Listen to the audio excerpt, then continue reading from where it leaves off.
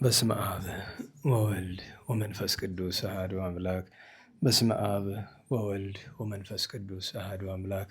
በስመ አብ ወወልድ ወመንፈስ ቅዱስ አሐዱ አምላክ አሜን። የአባቶቻችን አምላክ የቸርነት ባለቤት ቸር እግዚአብሔር ከዚህ ሰዓት ከዚህ ዕለት ያደረሰን ቅዱስ ስሙ የተመሰገነ ይሁን። እንዴት ዋላችሁ? እንዴት ሰነበታችሁ?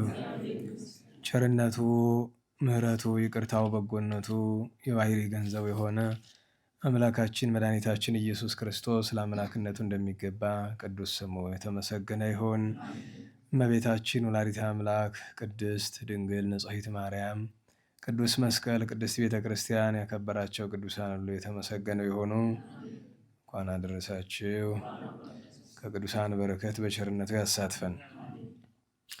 የቅዱስ ዮሐንስ ወንጌል ምዕራፍ 5 ቁጥር 1። ከዚህም በኋላ በአይሁድ በዓል እንዲህ ሆነ፣ ጌታችን ኢየሱስ ወደ ኢየሩሳሌም ወጣ። በኢየሩሳሌም በበጎች በር አጠገብ መጠመቂያ ነበረች። ስሟንም በዕብራይስጥ ቤተ ሳይዳ ይሏታል። 5 እርከኖችም ነበሯት። በዚያም ዕውሮችና አንካሶች፣ ሰውነታቸው የሰለለ ብዙ ድውያን ተኝተው የውሃውን መናወጥ ይጠባበቁ ነበር።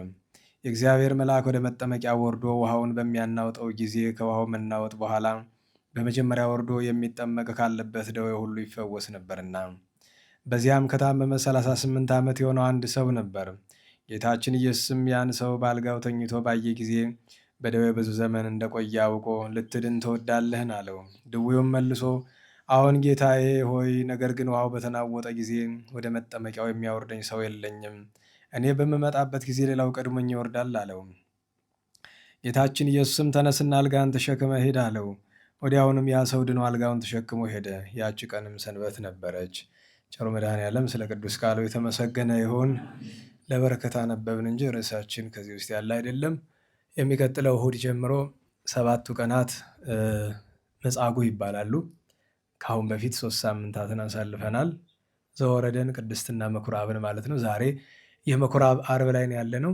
ከሰኞ ጀምሮ መጻጉዕ በሚል ቅዱስ ያሬድ ባወጣው ስም ሳምንቱን ሙሉ ስለ ፈውስ ስጋዊ፣ ስለ ፈውስ መንፈሳዊ እንድናስብ፣ እንድንጸልይ፣ እንድናስተምር፣ እንድንማር፣ እንድናስተውል ያስፈልጋል።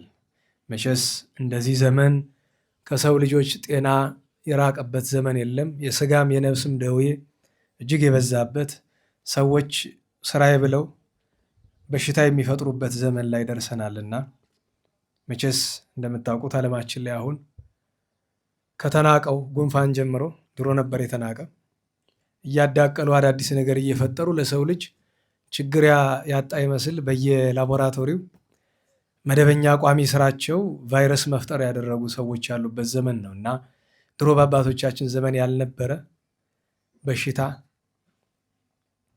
ዛሬ በእኛ ዘመን መጥቷል። ምናልባት መረጃው አይኖራችሁ ይሆናል እንጂ ከ10 ዓመት በፊት ይመስለኛል አንድ ዶክመንተሪ እያየው ነበር እና በሚቀጥሉት 10 እና 20 ዓመታት ከሩብ ሚሊዮን በላይ አዳዲስ ቫይረሶች ወደ ዓለም ይመጣሉ የሚል ነገር ተነግሯል። እንግዲህ ሩብ ሚሊዮን ማለት ወደ 250 ሺህ ያክል አዳዲስ ቫይረሶች ማለት ናቸው። ታስታውሱ እንደሆነ ብዙ ሚሊዮን ሰዎችን የፈጀው ኮሮና ከ1960ዎቹ ጀምሮ ለ30 ዓመት ሰርተው አስቀምጠውት ነበር። ስጠይቋቸው ለዚህ ነው ለዚያ ነው ብዙ ምክንያት ይፈጥራሉ። በሽታን በበሽታ ማጥቃት እንደሚቻል፣ ቫይረስን በቫይረስ ማጥቃት እንደሚቻል ያስባሉ። እኛ ግን የምንለው መጀመሪያ በሽታውን አትፍጠሩት፣ ተዉት ነው። ለነባር ህመሞች አሁን ኢቮላ ቢባል፣ ሳርስ ቢባል፣ ዚካ የሚባል ቫይረስ ደግሞ አሜሪካ አካባቢ ነበር። እነዚህ ሁሉ ከየት ነው የመጡት? ከዛው ከነሱ ላቦራቶሪ ነው። ይሄ እንደ ነገር ስትናገሩ ደግሞ ታውቃላችሁ አይደለም? ሰዎቹ እንደሚሏችሁ ይሄ ኮንስፓይራሲ ነው ይሏችኋል። እንዴት ዋላችሁ? እና ማሸማቀቂያ ነች። በዓለም አቀፍ ደረጃ የሚዲያ ሰዎችን ለምሳሌ ምናልባት ብዙዎቻችሁ አታውቁት ይሆናል። ለምሳሌ አሜሪካን ውስጥ አንድ ከራይት ዊንግ ጋዜጠኞች መካከለኛ ታከር ካርልሰን የሚባል አለ። አታውቁት ይሆናል እንጂ እሱ አሁን የታወቀ በፎክስም በሌሎችም ሚዲያዎች የታወቀ አንከርማን ነበረ እና ነገሩን አይቶ ሲያስጠላው ወጥቶውን በግሉ ነው የሚሰራ እና ምን የሚል ስም ለጠፉለት ለማሸማቀቅ።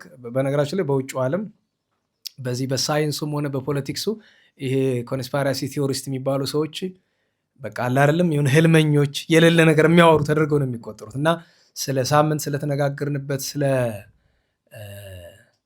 ግሎባሊዝም በለው ኒው ወርልድ ኦርደር በለው ምን በለው ብቻ ዓለም ላይ የሰውን ልጅ ለማጥፋት እየተሰሩ ያሉ ስራዎችን ስታወሱ አጥፊዎቹ በዓለም አቀፍ ደረጃ የሚሰጧችሁ ስም እሷ ናት። ምን ይባላል?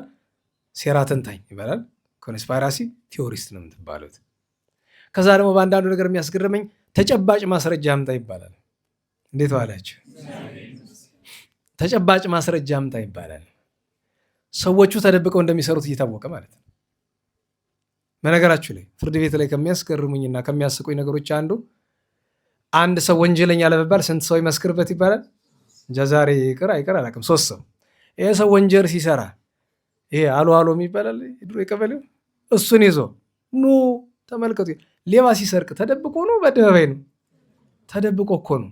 3 ምስክር ካለማ በእርግጥ በአንድ ጎኑ ያልሰረቀ ያልበደለ ሰው ደግሞ እንዳይፈረድበት ጥንቃቄ ሊሆንም ይችላል። ግን ደግሞ አንዳንድ ጊዜ ግራ ይገባኛል። ከአይን በላይ ምን ምስክር አለ? ለምሳሌ አሁን እገሌ አሁን በቤተክርስቲያናችን ውስጥ በስመ ጳጳስ፣ በስመ ቄስ፣ በስመ ዲያቆን፣ በስመ ሰባኪ ብዙ መናፍቃን አሉ። ለምሳሌ ምንፍቅናቸውን እኛ እናውቃለን በተግባር በጆሮዬ ማለት ነው፣ በአይኔ በጆሮ ያየሁት ነገር ግን ያ በሚናገሩበት ጊዜ መቼም ካሜራ እንደዚህ አድርጌ ትከሻ ላይ ተሸክሜ አልዞርም አይደል? ማስረጃው ማን ነው? እኔ ራሴ ነኝ ማስረጃው። አይኔ አይቷላ፣ ጆሮዬ ሰምቷላ። እና ሰዎች ራሳቸውን አታለው የኛዎቹን ማለት ነው ሰው እንዲታለልም ይሰሩ አሉ። እና ለሁሉም አዳዲስ ህመሞች ገና እየመጡ ስለሆነ በነገራችሁ ላይ ኮሮናን የሚያስንቅ ቫይረስ እንደዚህ ሲባል አንዳንድ ጊዜ ይሄ ነው ኮንስፓይራሲ የሚባል ኮሮናን የሚያስንቅ ቫይረስ አለ ይባላል። እስካሁን ያልወጣ በደንብ ሲመጣ አሁን ቅርብ ጊዜ ማርበርግ የሚባል ታስታውሳላችሁ? በዚህ በደቡብ ኢትዮጵያ ክፍል ከምን የመጣ አሁን ያ ቫይረስ ከሰማይ ዘንቦ ነው ከመሬት ፈልቆ ነው? ሁልጊዜ ስም አለቻቸው። ምንድን ነው የሚሉ? ከእንስሳ ከመከረኛ ቺምፓንዚ አለ፣ መከረኛ ጦጣ ዝንጀሮ አለ። ከዛ ደግሞ ቀጥሎ ምን ይላሉ? ነው የሌሊት ወፍ ምን አለ የቀን ወፍ ቢሉ እውነቴን እኮ ነው። ከቀን ወፍ መጣ ቢሉ ከሌሊት ወፍ ነው የመጣ ይሏቸዋል። የሌሊት ወፍ ቁጭ ብላ ያንን ስትፈጥረው አድራ ማለት ነው። እና ይቀፋል፣ ያሳዝናል። ደግሞ በዛ ላይ የምታዝኑት እንደዚህ ክርስቲያን ተብለው የእግዚአብሔር ነገር ይገባናል እያሉ እዛ ውስጥ የገቡ ሳይንስ ውስጥ ያሉ ሕክምና ውስጥ ያሉ ሆናሉ። ለእንደዚህ አይነት ክፋት አይምሯቸውን ማለት ክፋት እየተደረገ እንደሆነ አይምሯቸው እንዳያምን የሚፈልጉ ለምሳሌ ቀላሉ አሜሪካን ውስጥ አውሮፓ ውስጥ የትም ሀገር ውስጥ የመድኃኒት ፋብሪካዎች አሉ። ለምሳሌ አሜሪካን ውስጥ ጄ&ጄ የሚባል የምታውቀው ካላቸው ጆንሰን የሚባል ምንድን የሚባል መድኃኒት አምራች ፋብሪካ አለ። ይሄ ፋብሪካ ትርፋማ የሚሆነው ከኔና የሚወጥ ሰው ሲኖር ነው ሳይኖር ነው? እንዴት ዋላችሁ? ሲኖር ነው ሳይኖር ነው? ይሄ ተቋም ታዲያ የሚሰራው ስታስቡት ጤነኛ እንድንሆን ነው እንዳንሆን ነው? እንዲያው እኮ በሎጂክ የሚሰራውን ስራ ተዉት። እንኳን ሌላ ይቅርና አንዳንዴ ሳይድ ኢፌክት ሲባል ትሰማላችሁ አይደለም? የሆነ ነገር ሳይድ ኢፌክት አሜሪካን ውስጥ ከተደረጉ ነገሮች መካከል አንድ ጎልማሳ ፍርድ ቤት ሄዶ ከሰሰ። አሜሪካን ውስጥ ምንድን ነው ሲባል ያ ተቋም ለሆርሞን ማስተካከያ የሚባሉት አለ። ያንን ለአመታት ወስዷል እና ፍርድ ቤት ላይ ምንድን ነው ታዲያ በደል ተብሎ ሲባል እዚህ ላይ ሸሚዝ ነበር የለበሰ ከፈተው ጡት አብቅሏል። ወንዱ ሰውዬ ማለት ነው። ምክንያቱም ሆርሞን ማስተካከያው ችግር ነው። $10 ቢሊዮን ነው የተፈረደለት። በነገራችሁ ላይ ጆሮአችሁ ሰምታችሁታል? እንዴት ዋላችሁ? $10 ቢሊዮን ወደ 1.ምናምን ትሪሊየን ብር ማለት ነው። እንግዲህ መጨረሻውን አልተከታተልኩም። የመጀመሪያ የፍርድ ቤት ውሎ ግን እንደዛ ነበረ። በነገራችሁ ላይ ለዛ ለፋብሪካው ለጄ&ጄ $10 ቢሊዮን ማለት ድቃቂ ነገር ናት። ትልቅ ገንዘብ አይደለም። እና ስታስቡት እኔ ግራ ይገባኛል። ምክንያቱም ቼን ተፈጥሯል አይደል? ቼኑ ምንድን ነው? ሳምበዲ ቫይረስ ይፈጥራል፣ ያመዋል። ከዛ ደግሞ ለሱ ምን ይፈጠራል? ቫክሲን እና መድኃኒት ማለት ነው። ከዛ የምትወስደው ቫክሲን እና መድኃኒት ደግሞ ሌላ በሽታ ይፈጥራል። ለሱ ደግሞ ሌላ መድኃኒት ይሰራል። ለሱ ደግሞ እንደዛ እያለ ቼን አለ አይደል? ድሮ ባዮሎጂ ላይ ስንማር ምንድነው ግራስ ሆፐር ፍሮግ ምናምን የሚባል ነገር አንዱ አንዱን ይበለዋል። ተመልሶ የት ነው? እዛው ግራስ ላይ ነው የምትገናኘው እንደገና። እንደዛ ሆነናል እና በተቻለ መጠን እንዲያው ለምንም ነገር እንዲያው መንፈሳዊና ባህላዊ መፍትሄዎች ላይ ብናተኩር ጥሩ ነው።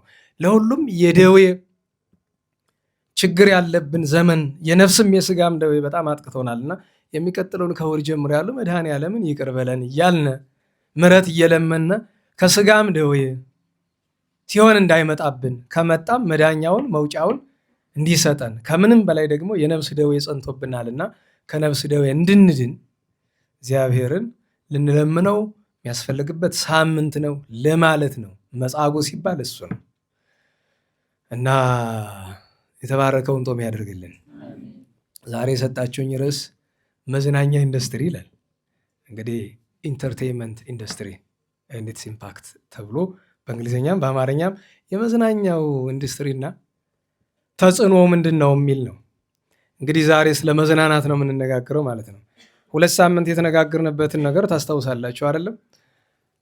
ዓለም ላይ በሁለቱም በነፍስም በስጋም እየተጎዳ ነው ያለበት አንደኛው ዘመነኛነት ነው። ሁለተኛው ዓለም ላይ ዓለምን ወደ አንድ እናመጣለን፣ በአንድ ኦርደር ውስጥ በአንድ አስተዳደር ውስጥ እናስገባለን ብለው የሚያስቡ ሰዎች ከአንድ ኦርደርና ከአንድ አስተዳደር በኋላ አጋንንትን ማስመለክ የሚፈልጉ ሰዎች ምን እያሰቡ እንደሆነ ፍንጭ ነው። በነገራችሁ ላይ የመጀመሪያው ሳምንትም ፍንጭ ነው የሰጠው፣ የዛሬ ሳምንትም ፍንጭ ነው። አሁንም ኢንተርቴይንመንት ኢንዱስትሪ ሲባል የመዝናኛው ኢንዱስትሪ ወይም የመዝናኛው ዓለም ሲባል መዝናናት ምንድን ነው? መዝናኛ ምንድን ነው? እንዴት ነው ኢንዱስትሪ እስከመባል የደረሰ? ልክ ልብስ እንደሚያመርት፣ ጫማ እንደሚያመርት፣ እህል እንደሚያመርት፣ ምግብ እንደሚያመርት፣ የሆነ የሚረባ ነገር እንደሚያመርት ሁሉ የመዝናኛ ኢንዱስትሪ ይባላል። የመዝናኛ ኢንዱስትሪ ሲባል በመሰረታዊነት 3 ነገሮችን ከተረዳን በቂ ነው። 1 ሰሪዎቹ፣ 2 አስተላላፊዎቹ፣ 3 ወደኛ ዓይንና ጆሮ መግቢያው የመጨረሻው መሳሪያ ማለት ነው። ስለዚህ ሰሪዎቹ ምንላቸው የመዝናኛ ኢንዱስትሪ ኢንተርቴንመንት ኢንዱስትሪ ሲባል አንድ ወገን ሆሊውድ የሚባል ታውቃላችሁ አይደል? ሆሊውድ ብቻ አይደለም፣ ቦሊውድ ይባላል አይደል? ኖሊውድ ይባላል። እኛ እንግዲህ ኢሊውድ ማለት ይቀርን ደግሞ እዚህ ኢትዮጵያ ደግሞ ያለው ማለት ነው። የምን ኢንዱስትሪ ይባላል? የፊልም ምንድን ነው ዓላማውም? ሰዎች እንድታስቡ የምፈልገው ነገር ሆሊውድ ውስጥ ያሉ አክተሮች በሏቸው፣ ዳይሬክተሮች በሏቸው፣ ፕሮዲውሰሮች በሏቸው ፊልም የሚሰሩት ዝም ብላችሁ እንዲው ተውት። ያው ስለ ሃይማኖት አይደለም ጠይቃችሁ፣ ዝም ብላችሁ አስቡት። ያን ያህል ገንዘብ በጀት አድርገው ያን ፊልም የሚሰሩት ለእኔ ያስበው ነው። እስቲ አንዳንድ ጊዜ ከከፍተኛ ድንቁርና ትንሽ ፍንጭ እስኪለማ። በነገራችሁ ላይ እኔ ግራ የሚገባኝ ነገር ሰው በዚህ ልክ እንዴት ይደነቁራል? በተለይ ክርስቲያኑ ነው ማለት ነው። ስለ እናንተ ነው የማወራው፣ ስለ ባድ አይደለም። እንዴት በዚህ ልክ ትደነቁራላችሁ? አንድ የሆሊውድ አክተር፣ ፕሮዲውሰር፣ ዳይሬክተር ፊልም የሚሰራ ለእኔ ያስበው ነው? ንገሩኝ። ለእናንተ አስበው ነው? እንዲያው ተዉትና ከጀርባ ያላቸውን የሚያስቡት ክፋታቸውን እንተወውና መጀመሪያ የሰሩት ለማን ሲሉ ነው? ለራሳቸው ጥቅም ነው አይደለም? ለምንድን ነው ለራሳቸው ጥቅም የሰሩትን ነገር ነው የማየው ነው? ይህን ጥያቄ ያዙ። አሜሪካን ውስጥ ቬጋስ ውስጥ ላስ ቬጋስ ብለው ኒውዮርክ ብለው የትም ያለ አንድ የሚውዚክ ፕሮዲውሰር ወይም አንድ ዘፋኝ ዘፈን የሚያወጣ ለእኔ ብሎ ነው? ንገሩኝ። ለእናንተ ብሎ ነው? ለምንድን ነው ለራሱ ጥቅም ያደረገውን ነገር እኔ ተከትዬ የማየው የማዳምጠው? እንግሊዝ ውስጥ አውሮፓ ውስጥ ታዋቂ ሊጎች አሉ አይደለም? ፕሪሚየር ሊግ፣ ላሊጋ፣ ሴሪኤ፣ ሊግ ዋን ይባሉ፣ ኤሬዲቪዚ ብዙ አይነት አሉ አይደለም? ሜሲ፣ ሮናልዶ የምትሏቸው ሰዎች ኳስ የሚጫወቱ ለእኔ ነው? ንገሩኝ። እኔን ለመጥቀም ነው? እናንተን ለመጥቀም ነው? ታዲያ ለምንድን ነው ለራሳቸው ጥቅም የሚያደርጉትን ነገር እኛ የምናይላቸው? ስለ ሃይማኖት ኳር እየተነጋገርን ያለው ሎጂክ ነው። እስኪ በምክንያት እናስብ። በነገራችሁ ላይ እኛ እዚህ እየተማርን ነው አይደለም? ንገሩኝ። የእግዚአብሔር ቃል ነው፣ የዘላለም ሕይወት ነው አይደለም? ይሄንን ይኸው ብትላችሁ ያዩታል እነሱ? አያዩትም። ለምን? ቴዶንኬር። አሁንም ስለ ሃይማኖት እያነሳን አይደለም። ስለ ሃይማኖት ሳናነሳ ኢትዮጵያ ውስጥ ምንም ነገር ቢኖር ምን ይጨንቃቸዋል? እና እስኪ መጀመሪያ እንዲያው እንደ ሃይማኖተኛ ማሰብ እንኳ ቢከብደን እስኪ ዝም ብለን እናስብ። የመጀመሪያው ትልቁ ጥያቄ ለምንድን ነው የማየው? ለምንድን ነው የማዳምጠው? ለምንድን ነው ዘፈን የምሰማው? ለምንድን ነው ፊልም የማየው? ለምንድን ነው እግር ኳስ የምመለከተው? ለምንድን ነው ሌሎች ስፖርቶችን? ቴኒስ የሚባል አለ፣ ራግቢ አለ፣ አሜሪካን ፉትቦል ይሉታል፣ በዛ ደግሞ ክሪኬት አለ፣ ሌሎችም አይነት የስፖርት አይነቶች አሉ፣ ቦክስ አለ። በነገራቸው ላይ በጣም ከሚያስገርሙ ነገሮች አንዱ ቦክስ ብሎ ስፖርት ማለት ነው። ድብድብ ደግሞ ካራቴ አለ አይደለም? አስቡት፣ ምን አይነት ተፈጥሮ ቢኖረን ነው ድብድብ የሚያዝናናን? አታስታውስም? የዛሬ ስንት ዓመት ነው ሪንግ ላይ እያለ ተመትቶ ነርቭ ሲስተሙ ተነክቶ የሞተው? እዛው ሪንግ ላይ ተመትቶ ሞቷል። እንዴት ነው ድብድብ መዝናኛ ሲሆነው? መጀመሪያ ነገር ነው መዝናኛ ምንድን ነው እኮ አልገባንበትም። መዝናናት ምንድን ነው? መዝናናት ከክርስትና አንጻር እንዴት ነው የሚታየው? እሱን እኮ አላየንም። ሰውን ግን እንዴት ሰዎች ሲደባደቡ ለማየት ያን ያክል ገንዘብ ከፍሎ ይገባል? ሁላችንም እኮ አድርገነዋል። እኔ በነገራችሁ ላይ በህይወት ዘመኔ ከገጠሙኝ ነገሮች መካከል ልጅ እያለን ማይክ ታይሰን የሚባል ቦክሰኛ ነበረ። ብዙዎቻችሁ አልደረሳችሁበትም፣ በስም ነው የምታውቁት። የእሱ ከኢቫንደር ሆሊፊልድ የሚባል ጋር ጆሮውን የቆረጠው ያ ውድድር ሲደረግ እኔ ተረኛ ቀዳሽ ነበርኩ። አስታውሳለሁ። ቅዳሜ ለእሑድ መሰለኝ የነበረው ቀዳሽ ነበርኩ ተረኛ። የምን ቅዳሴ ነው? ቦክስ እያለ ደግሞ ብዬ ቅዳሴ ትቼ ሄጃለሁ። አስባችሁታል? ዲያቆን ተብዬ ማለት ነው። ዲያቆን ነኝ፣ ቅዳሽ ነኝ፣ ተረኛ ነኝ። ያንን ሰርዤ ተጋፍቼ ቦክስ ለማየት ይጃለሁ። ያውም ከፍቶኝ ነው የመጣው። ለምን? ታይሰን ደጋፊ ነን ተሸነፈ ብለን ማለት ነው። ግን የመጨረሻዬ ነው ያን ቀን። ከዛች ቀን በኋላ ቦክስ የሚባል አይቻላል። እና አንዳንዴ ለምን መሰላችሁ ያላየነው ሆኗል። ለምሳሌ ፊልም አሁን ስለ ሆሊውድና ምን ያልታቀል በደንብ ነው የምናውቅ። በነገራችን ላይ የሆሊውድ አክተሮችን ዝርዝር ዘርዝር ብትሉኝ ከሁላቸው የተሻለን የዘረዝራለሁ። በዚህ በጥናት በምናምን ኢንተርኔት በማየት አይደለም፣ በደንብ በተግባር ማለት ነው። አሁን የህንድ ፊልም ይባላል ቦሊውድ። የአክተር ስም ብትሉኝ እኮ በቃ እንደ ውዳሴ ማርያም ነው መወጣላችሁ። ኢቨን አሁን እንኳ ከ30 ዓመትና ከ20 ምናምን ዓመት በኋላ እንኳ አይጠፋም ከጭንቅላት። የዛሬ 20 ዓመት የሰማሁት የቅዱሳን ስም እኮ ትዝ ላይለኝ ይችላል። የዛሬ 20 ዓመት የተመከርኩት መልካም ምክር ትዝ ላይለኝ ይችላል። የፊልም አክተር ስም ግን አሁንም ድረስ አስታውስ ብትሉኝ አስታውሳለሁ። የሚገርማችሁ የዛሬ 30 ዓመት የታየ ፊልም ፈተናነቱ ከ30 ዓመት በኋላ ተመልሶ ይመጣል። ፈተናነቱ ጠላት ሊፈትናችሁ ከፈለገ ጭንቅላታችሁ ላይ ሁሏን ነገር ይመዘግባታል። የምታዩት የምትሰማት ቆሻሻ ነገር በሙሉ ተመዝግባ ትያዛለች። ጭንቅላት ይመዘግባል። ጠላታችን ወስዶ ይመዘግባታል። እና እስኪ መጀመሪያ ሎጂኩን ምክንያታዊ አስተሳሰቡን እንያዝና ለምንድን ነው ለእኔ ተብሎ ያልተሰራ ነገር ለምንድን ነው የማዳምጠው? ለምንድን ነው የማየው? ከነመፈጠሬ እንኳ ያቁኛል። በነገራችሁ ላይ ሜሲ፣ ሮናልዶ ምናምን ምባፔ ምናምን ትጮኻለህ። አቅም ኢቭን ቢያገኝ ረግጦህ የሚያልፍ እኮ ነው። ለምን? እኔ ግራ ይገባኛል። ለዚህ በፊት ነግሬያቸዋለሁ። አንድ ጊዜ የአርሰናል አንድ ተጫዋች ማርቲን ኬውን የሚባለው ድሮ ከኦኖሪ ጋር ይጫወት የነበረው ለጉብኝት ኢትዮጵያ መጣ። እንደ ብርቅ ነገር። አሁን ቅርብ ጊዜ ደግሞ ማን ነው በካሪ ሳኛ ነው መጥቶ ነበር። እንደዛ እንደ ትልቅ ነገር ማለት ነው። ማን ነው እሱ? በነገራችሁ እንዲያው ይህን ምላችሁ ለምንድን ነው? እኔ ልብ ካደረግኩ በኋላ በሚዲያ ጋዜጠኝነት እየሰራው እያለ እሱ ሲመጣ የእኛን ጣቢያ ወክሎ የስፖርት ጋዜጠኝነት ስለነበርኩኝ ለቃለ ምልልስ ሄድኩኝ እና በአጋጣሚ ኢንዲያ ውስጥ የምትኖር የህንድ ዜጋ የሆነች ስለ ሃይማኖት ማወራት በዛ ጊዜ ልቤ ሳይፈስ ገና ነበረች። ወደ ክርስትና ብትመጣ ለምን ቢባል የሂንዱይዝም እና የጃይኒዝም ቅልቅል ናት እና መንሸራተት የምትችል ናት ብዬ አስቤ ነበር። በዛ ዘመን እንግዲህ ፌስቡክ ጓደኛ ነው እና የት ነህ ብላ ስትለኝ አይ አንድ የሆነ ቦታ ነኝ ለኢንተርቪው ሄቼ ነው። ምን አይነት ሰው ቃለ ምልልስ ታደርግ? አይ ከእንግሊዝ የመጣ እንግዳ ነው አታውቂ ይሆናል። ለምንድን ነው የማላውቀው? አንተ ካወቅከው? አይ ስፖርት ትወጃለሽ? አዎ እወዳለሁኝ። አይ አርሰናል ተጫዋች ነው። ያሁን ነው የቆየ? አይ ሪታየር አድርጓል። ማን ይባላል? ማርቲን ኬውን ይባላል። ታድለህ። እኔ አላምንም። ዋሽተህ ነው ለራስህ ክሬዲት ምናምን። አይገባትም ብዬ ነው እንጂ ቃሉ ጸያፍ ሊሆን ይችላል። እኔ ነኝ እድለኛ፣ እሱ ነው። ቅሪላ ሲገፋ ይውላል እንጂ ማለት ምንድን የተለየ ችሎታውን ንገሩኝ። ክብ ኳስ ከማንከባለል ያለፈውን አሁን ስለ ራሴ ራሴን ከፍ ዝቅ ስለማድረግ አይደለም። ምን አለችኝ? ለራስህ ክሬዲት ብለህ ነው እንደዚህ ያልክ፣ አብረህ ፎቶ ተነስተህ ካላክልኝ አላምንም።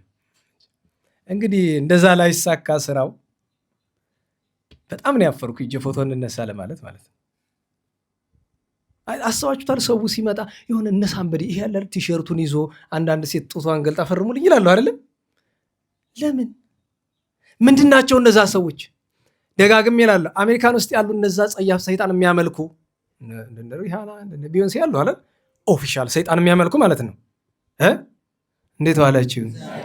እዚህ ካለች ጎንደር ቡርባክስ ካለች አዝማሪ በምንድን ነው የሚሻሉ? በድምፅ ጥራት ነው? ምንድን ነው የሚሻሉበት መንገድ? አረ እንዲያው ሀገር ውስጥ እንሂድና አሁን የቴዲ አፍሮ የምትሉ ሰውዬ አለ አይደለም? ከአዝማሪ ቢሆን ይለያል። ዘመናዊ አዝማሪ አይደለም?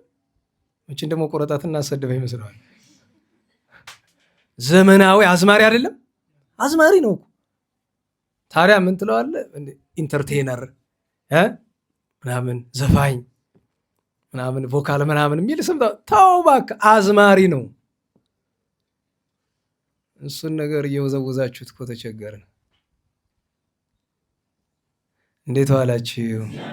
ስለዚህ መሰረታዊ ነገር መጀመሪያ እስኪ ራሳችን ማክበር እንማር። ቅድም አንድ ነገር አነሳል አይደል? ምንድን እስኪ በሎጂክ እንጠይቅ። ለምንድን ነው ከነመፈጠሬ ለማያውቀኝ ሰው እንደዛም ሆኖ ለምንድን ነው?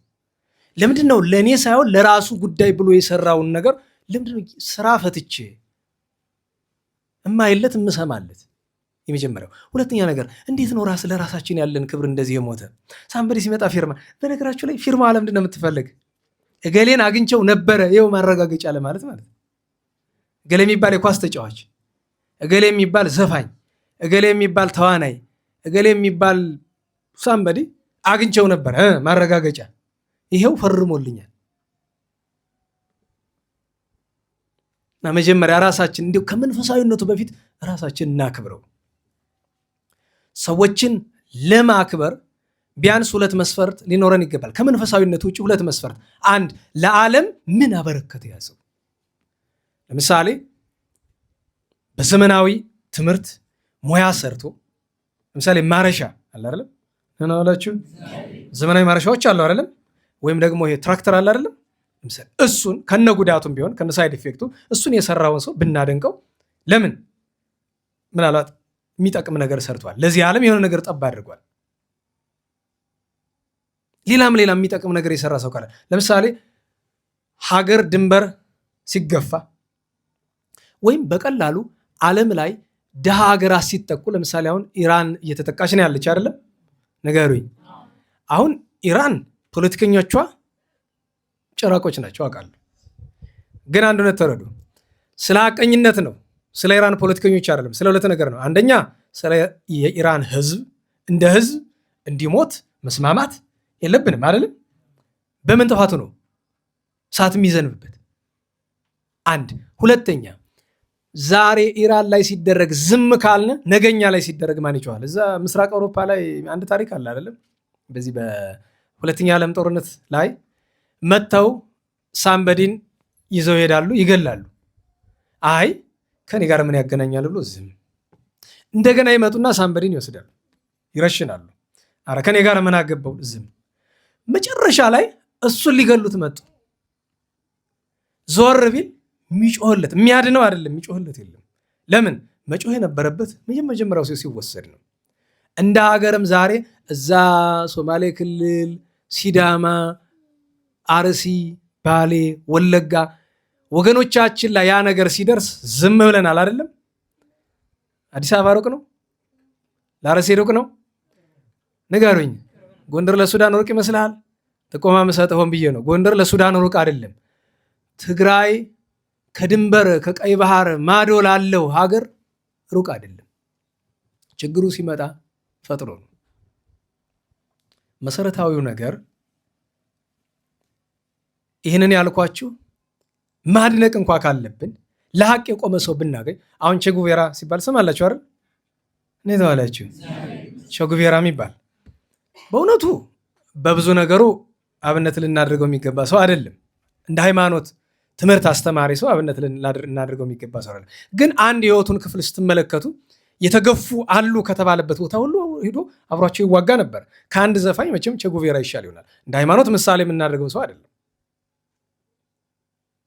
ኔልሰን ማንዴላ የሚባሉ ታውቃላችሁ አይደል? የሆነ ነገር በቃ ምሳሌ መሆን የሚችሉ ከሆነ እንዲያው ድንገት የሆነ ነገር ጠብ ያደረጉ እንጂ ቅሪላ የሚገፋውን አዝማሪውን ሁሉ ከኛ እንደሚበልጥ ካሰብን አሁን ይህንን ብዙ ሰው የተቀርጾ ለሚያው ሰው እንደሚረዳ ነገር አይደለም።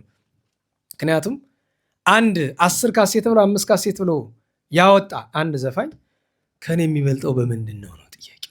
ከአንተ የሚበልጠው ከአንቺ የሚበልጠው በምንድን ነው? ብልጫ ከተባለ በምንድን ነው የሚበልጠው? በካሴቱ ቁጥር ነው ነው ወይ? ያ ከችሎታ ተቆጥሮ ነው? ሌላ ችሎታ አለን እኮ እኛ። ሁሉ ሰው እየራሱ ችሎታ አለው። የአንዱ አደባባይ ወጥቶ ያስጨበጭብለታል፣ የወንዱ ደግሞ እንደዛ ነው። እና እንድንጠይቅ ነው ለሁሉም። ደህና ዋላችሁ። ስለ ኢንተርቴንመንት ኢንዱስትሪ ወይም ስለ መዝናኛ ዓለም ብለን ስንል በዘፈን በለው፣ በስፖርት በለው፣ በፊልም በለው፣ በፈለግከው በለው ያሉ ሰዎችን አንድ በሎጂክ ሁለት ለራሳችን ክብር ስንል የሃይማኖቱን ጉዳይ በኋላ እንመጣበታለን። ሰዓት ለመጠቀም የቅዱሳኑን ታሪክ በመሃል እናስገባና ትምህርቱን በኋላ እንጠቀልለዋለን ማለት ነው።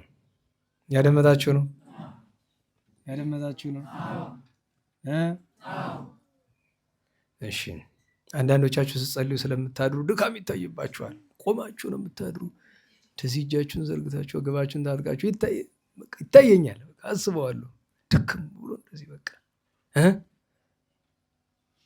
10 ሰዓት ለሰባት ተቆር የተነሳው በቃ እንዲህ እንቅልፋት ቸኮ ነው ያደርኩልን። ኧረ በሞቴ ጥብላ አድረ አሁን 10 ሰዓት ተነሳው ይባላል።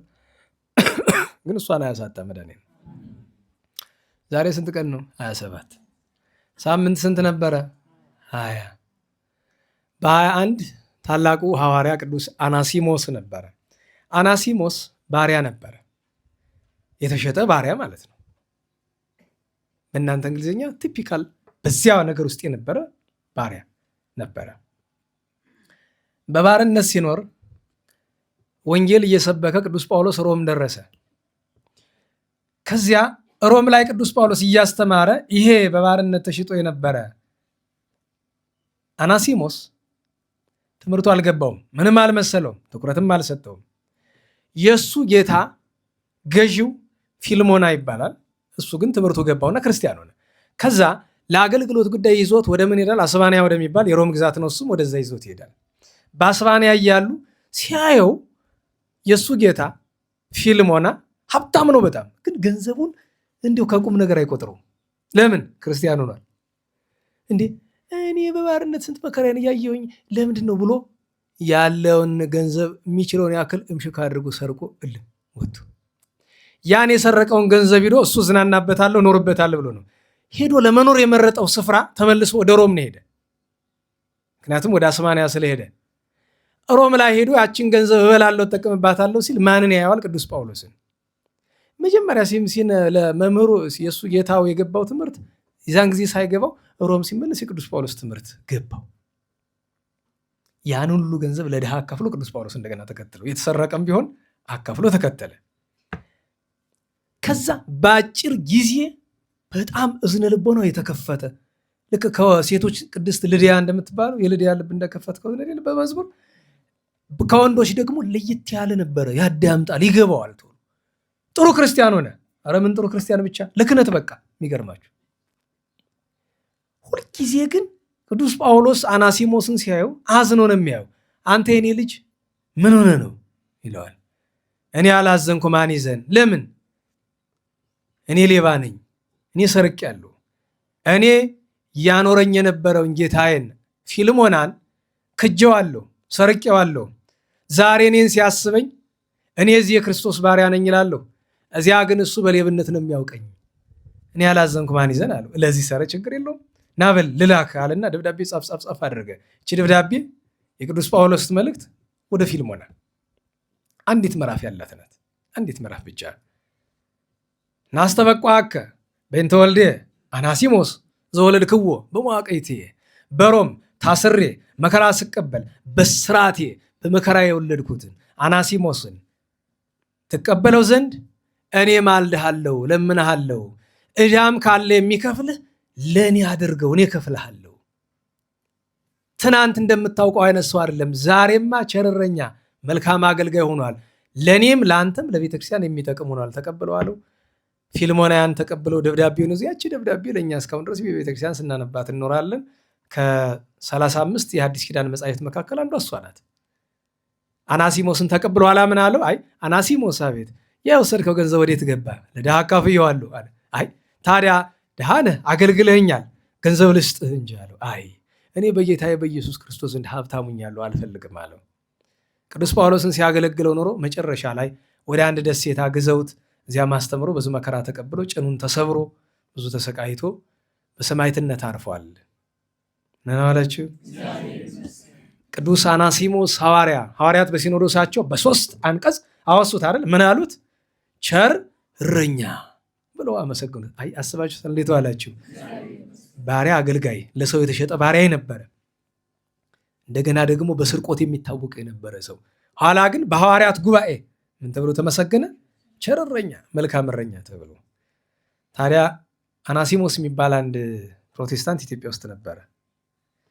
ለመጀመሪያው ጊዜ መጽሐፍ ቅዱስን ወደ ኦሮምኛ የተረጎመው ማለት ነው።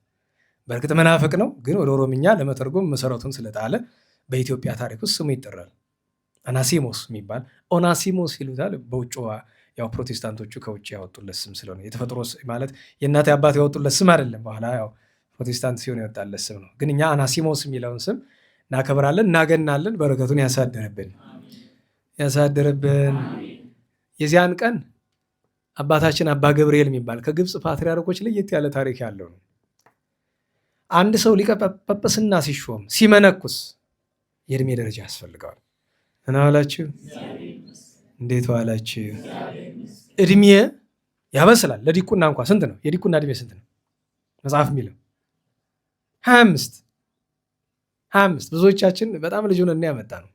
ግን 25 ዓመት ለምንድን ነው 25 እንዲሆን የሚያስገድ? ከዛ በፊት በቅቶ ቢገኝ ጳጳሱ ቢያምንበት ሊሾመው ይችላል።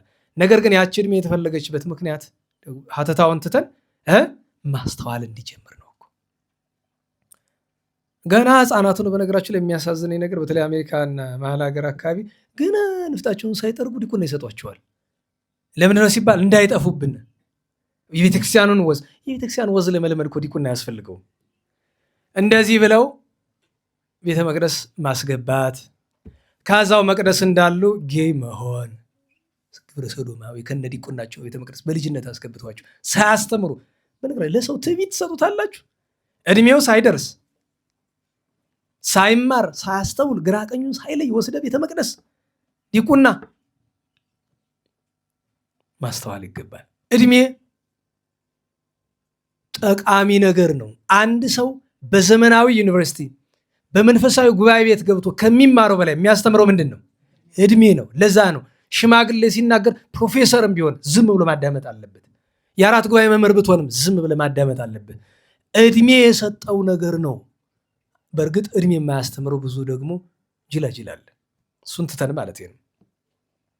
ይሄ ቅዱስ አባት አባ ገብርኤል በረሃ በምናኔ ካለበት ወስደው ጥንት ዘመን ታውቃላችሁ፣ ጳጳስ የሚሾም ሰው ከምንድን ነው? ከከተማ ነው? ንገሩኝ። አይደለም። ከየት ነው? ከበረሃ ነው ሾሙት። ነገር ግን አንድ ትልቅ ችግር ነበረ። እድሜው ገና ልጅ ነው።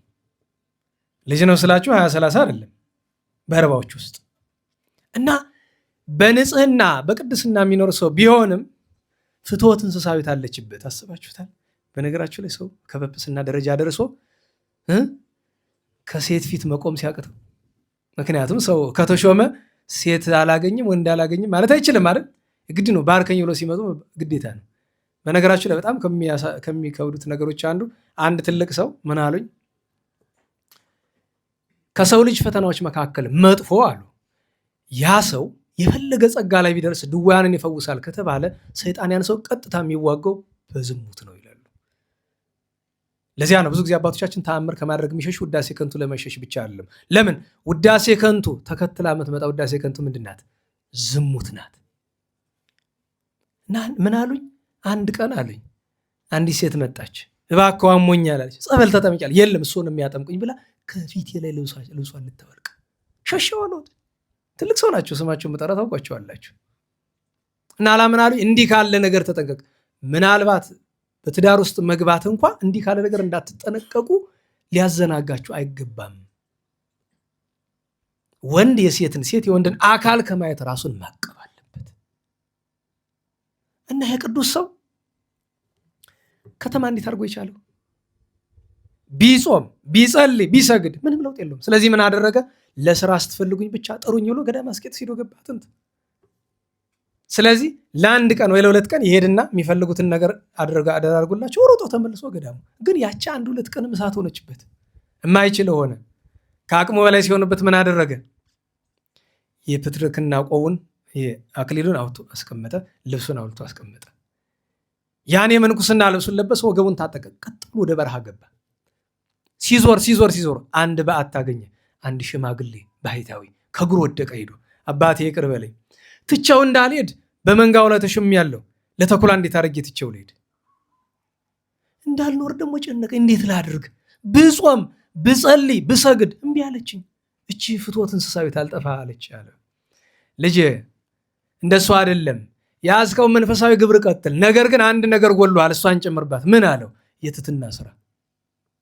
ምን የመሰለ አለው? እንዲህ የመሰለ ራስህን አዋርድ በሰው ፊት አለው። እሺ አለ፣ ሄደ። ቀን የጵጵስና ልብሱን ለብሶ ይውላል። ልክ ሊመሽ ሲል ያን ያውልቅና ቆሻሻ ልብስ ይለብሳል። እየዞረ የመነኮሳትን ቤት ይጠርጋል፣ ውሃ ይቀዳል። ከሁሉ የከፋው ግን መጸዳጃ ቤታቸውን ያጸዳል። 2 ዓመት ሳይታክት እንደዚህ አድርጎ ያቺ ፈተና እልም ድርግም እልም ያርጋት መድኃኒዓለም። ብዙ ሰው ፈትናለች፣ መነኩሴውን አዋርዳለች፣ ጳጳስንም አዋርዳለች፣ እንትናንም አዋርዳለች።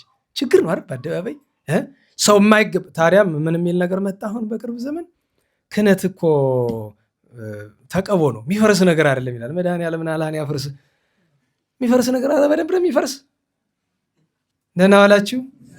እንዴት ዋላችሁ? አንድ ክርስቲያን አንድ ታዳጊ ሕፃን ወይም አንድ ትልቅ ሰው አምኖ ሲጠመቅ የሥላሴ ልጅነት ያገኛል አይደል? ንገሩኝ። ከዋና ከመንፈስ ቅዱስ ተወለደ፣ ቅባ ሜሮን ተቀባ፣ ቅዱስ ሥጋው ክቡር ደሙን ተቀበለ አይደለም? ቢክድ ያ ነገር ይጠፋል አይጠፋም? ይቀማል አይቀማም? እና ታዲያ ጥምቀት የምትቀማውን ክህነት አይቀማም ብለህ ታስተምራለህ? አያፍሩም። በነገራችን ላይ በጣም ከሚያስገርሙ ነገሮች አንዱ ከሴቶች ዘንድ ደግሞ ከአንድ ሴት መጸናት እኮ አንድ ነው። እንዲሁ አንዳንድ ጊዜ እንዲሁ በዛ ባፈረሱበትም መቆም እኮ አንድ ነገር ነው። እንትን ብሎ ካሜራ ይዛ እየቀረጸችው እያየ ማለት ነው። አረ ነውሬን አትቅረጭብኝ አይልም። በነገራችሁ ላይ የብዙ ሰው ነውር እኮ በየሞባይሉ አለ። አንዳንዱ ለቤተክርስቲያን ክብር ሲባል ነው የማይለቀቅ እኮ። የብዙ ሰው ነውር አለ እኮ በካሜራ ተቀርጾ፣ ያለ እውቀታቸው አይደለም እያወቁ የተቀረጸ ነገር እና እቺ ዝሙት ሰዎች አለ አቅማቸው ለምንኩስና፣ አለ አቅማቸው ለጵጵስና፣ አለ አቅማቸው ለክህነት ይበቁና ከዛ ደግሞ ያገኙትን ነገር ጥርግ አድርገው ይበሉና ጾም የለ፣ ጸሎት የለ፣ ትትና የለ፣ ትዕግስት የለ፣ ስግደት የለ፣ ይኸውልህ በሌለበት ምን ይመጣል? ያቺ ፍትወት እንስሳዊት ካች ያገኘውን ሰው ና ሴት ነው ወንድ ነው መነኩሴ ነው ምናምን የለም። አይጣል እኮ ነው። ትሰማላችሁ በየኢንተርኔቱ አይደለም? መነኩሴውን ልጆች አዝለው ምናምን እና እንደዚህ ቅዱስ ሰው ታግለው ካላሸንፏት አባቶቻችን ምን ብለዋል? የጾር ዝሙት ሲነሳባቸው ገዳም ውስጥ ምንድን ነው የሚያደርጓቸው? እስኪ ነው የሚያውቁ ጎበዝ። ገዳም ውስጥ ነው የዝሙት መንፈስ ሲያስቸግራቸው መነኮሳትን ምንድን ነው የሚደረግ? ይታሰራሉ ከግንድ ጋር ግጥም አድርገው በቃ ሲሉት ጩሁ፣ በቃ ጩሁ እንደፈለግኩን። አንዳንድ ሰው አይገባውም ከወንድ ገዳም ሴቶች አይገቡም ሲባል አይገባውም። አሁን ገባችሁ? እንኳን ሴት ሰው ሴት እንስሳ አይገባም ሲባል ገባችሁ? በሴት እንስሳ የተዋረደ ስላለ ሰው ቢያጣ በእንስሳ ክብሩን ይጣላል። በእንስሳ ለዚያ ነው ሴት እንስሳ እስከ መከልከል። ከሴት ወንድ የማይገባው ከሴት ገዳም ወንድ አይገባም፣ ከወንድ ገዳም ሴት አይገባም። ዛሬ ግን እንደምታዩት ነው። ገዳማት ምን ይላሉ? ኑ አክብሩ፣ ኑ ክብረ በዓላችን ደርሷል። በነገራችሁ ላይ በገዳም ስርዓት ታቦት ወጥቶ ውደት አይደረግም፣ ከበሮ አይመታም። በጣም ጸያፍ ነው። ደጋግሜ ተናግሬያለሁ። ምን ይፈልጋሉ? ምን ይፈልጋሉ? በቃ ገንዘብ ይፈለጋል። ገንዘቡ የሚመጣ ደግሞ ከማን ጋር ነው? ከጥቁር ራስ ጋር። ህዝቡ እኮ ትንሽ ትምህርት ቢወስድ ጥሩ ነበር። ገዳም የማን ነው? የመነኮሳት በሉ። ገዳም የማን ነው? ዓለም የማን ነው? የህዝባውያን። ዓለም የማን ነው? አዎ የጥቁር ራስ የኛ ነው። አያችሁ፣ መነኮሳት እዚህ ሲመጡ ይነቀፋሉ፣ ይመሰገናሉ፣ ይነቀፋሉ። እኛ ገዳም ስንሄድ እንነቀፋለን፣ እንመሰግናለን፣ እንነቀፋለን። ቦታችን አይደለም። በቀኝ አቁማቸው በረከታቸውን ያሳድርብን። የቅድስና ህይወት የመሩት ከፍጹምነት ማዕረግ ደርሰው ካረፉ አባቶቻችን በዘመናችን ከደረስንባቸው አንደኛው የጠራ ገዳሙ አባ ኃይለማርያም ናቸው። ይችን ቃል በቃል ከረፍታቸው በፊት አስተምረውኛል። መነኩሴ ገዳም ከተማ ሲመጣ እንደሚነቀፈው ሁሉ ጥቁር ራስ ገዳም ሲሄድ ይነቀፋል። ምናልባት ጥቁር ራስ ገዳም ሊያስኬድ የሚችለው 3 ምክንያት ነው ይላሉ አባቶቻችን። እንዴት ዋላችሁ? አንድ ለአንድ ቀን የገዳሙን በረከት ለመሳተፍ አይደል? ለአንድ ቀን ሄዶ ያውም ከገዳሙ በአፋ የእንግዳ ቤት ተዘጋጅቶለት እዛ ነው አርፎ የሚመጣ። እንዴት ዋላችሁ? ሁለተኛ ገዳሙ ፈልጌሃለሁ ና ብሎ መልእክት ቢልክበት ለስራ ጉዳይ ማለት ነው። እንዴት ዋላችሁ? ለስራ ጉዳይ። ሁለተኛ። ሶስተኛ በቃል ኪዳኑ ምክንያት ስለት ካለበት እዚያ ለመቀበር ሰውየው በቆሙ ሳይሆን ምኑ ነው የሚሄድ? እንዴት ዋላችሁ? ዛሬ የእንታ ተሾመ 6 ወር ናቸው አይደለም? ዛሬ 6 ወር መታሰቢያ ተደርጓል። አባታችን የእንታ ተሾመ በሕይወት እያሉ የት ቅበሩኝ አሉ? ዋልድባ። ስለዚህ ቃላቸው አብነት ተደርጎ የት ነው የተቀበሩት? ዋልድባ። እና ሶስተኛ እንደዛ ሊሄድ ይችላል። ከዛ ውጭ ምን ሊደረግ ነው ገዳም የሚኬደው? እሱን ማስተዋል ይገባናል። እግዚአብሔር የአባ ገብርኤልን በረከት ያሳደረብን። እነ አባ አካክዮስ እነ አባ ዘካርያስ የኢትዮጵያ ጳጳስ የነበሩት አባ ገብርኤል፣ ሌሎችም ቅዱሳን ነበሩ። በ22 አባታችን ቅዱስ ማሩና የሚባሉ ቅዱስ ሰው አባታችን አባ ቡላ የፋርስ ሰማዕታት፣ ፋርስ ፐርሺያ፣ የዛሬዋ ኢራን በጣም ብዙ ቅዱሳን ሰማዕታትን አፍርታለች። ከታላቁ ሊቀ ሰማዕታት ከቅዱስ ጊዮርጊስ ጀምሮ ከነ ቅዱስ ያዕቆብ ዘግሙድ ከነ ቅዱስ መርምህናም ጀምሮ ብዙ ሰማዕታትን አፍርታለች። ፍልሰታቸው የዚያን ቀን በአባ ማሩናች። በ23 ተገናኝተን ነበረ። ሰማዕቱ ቅዱስ አውሳቢዮስ፣ ቅዱስ አውስግኒዮስ፣ ቅዱስ ፖሊካርፐስ፣ ቅዱስ ሄሬኒዮስ፣ ቅዱስ ጊዮርጊስ ሊቀ ሰማዕታት፣ እነዚህ ሁሉ ዓመታዊ በዓላቸው ነው ብለን አስበናል። በ24 የካቲት 24 ታላቁ ጻድቅ ኤጲስቆጶስ አጋቢጦስ ነበረ። ዳዊት የተናገረውን ይዘን ሁልጊዜ በየዓመቱ እንዘክር የለ። ቅዱስ ዳዊት ምን አለ በመዝሙር 101? እስመ ሐመደ ከመ እክል ቀማይኩ፣ አመዱን እንደ እህል ምን አልኩት? ቃምኩት፣ በላሁት። ወስቴኒ ምስለ አንብየ ሰተይኩ፣ መጠጤንም ከምን ጋር ጠጣሁ? ከእንብየ ጋር ከእንባዬ ጋር ጠጣሁ። ገጸ መቅሰፍተ መዓት ካለ እሱ ለትሩፍ ነው የሚጠቀስ። ይሄ ቅዱስ ሰው ለየት ያለ ገድል አለው አይደለም? አባቶቻችን ገድሉ 3 ነው ብለዋል። ዋናው ገድሉ 1 እንቅልፍን ይታገል ነበር። የመነኩሴ ጠላቱ ምንድን ነው አሉ ገዳመ አስቄጥስ ላይ። መልሱ ምንድን ነው? ሆዱና እንቅልፉ።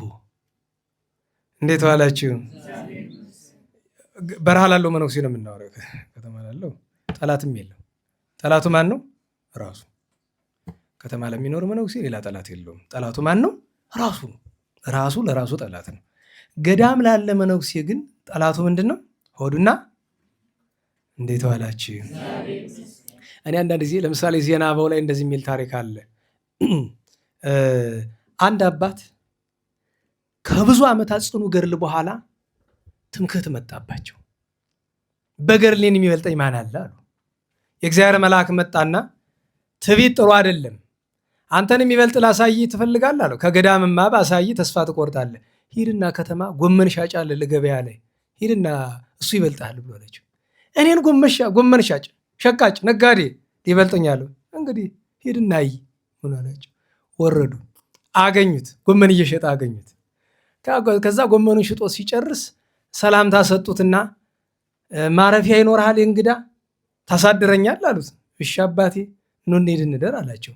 ቤት ከገቡ በኋላ ምግብ ሲያቀርብላቸው አይ ከምግቡ በፊት እስኪ ልጠይቅህ ምንድነው መልካም ስራ እግዚአብሔር የወደደልህ አሉት። ኧረ እኔ መልካም ስራ የለኝም ምንም ነገር የለኝም አለ።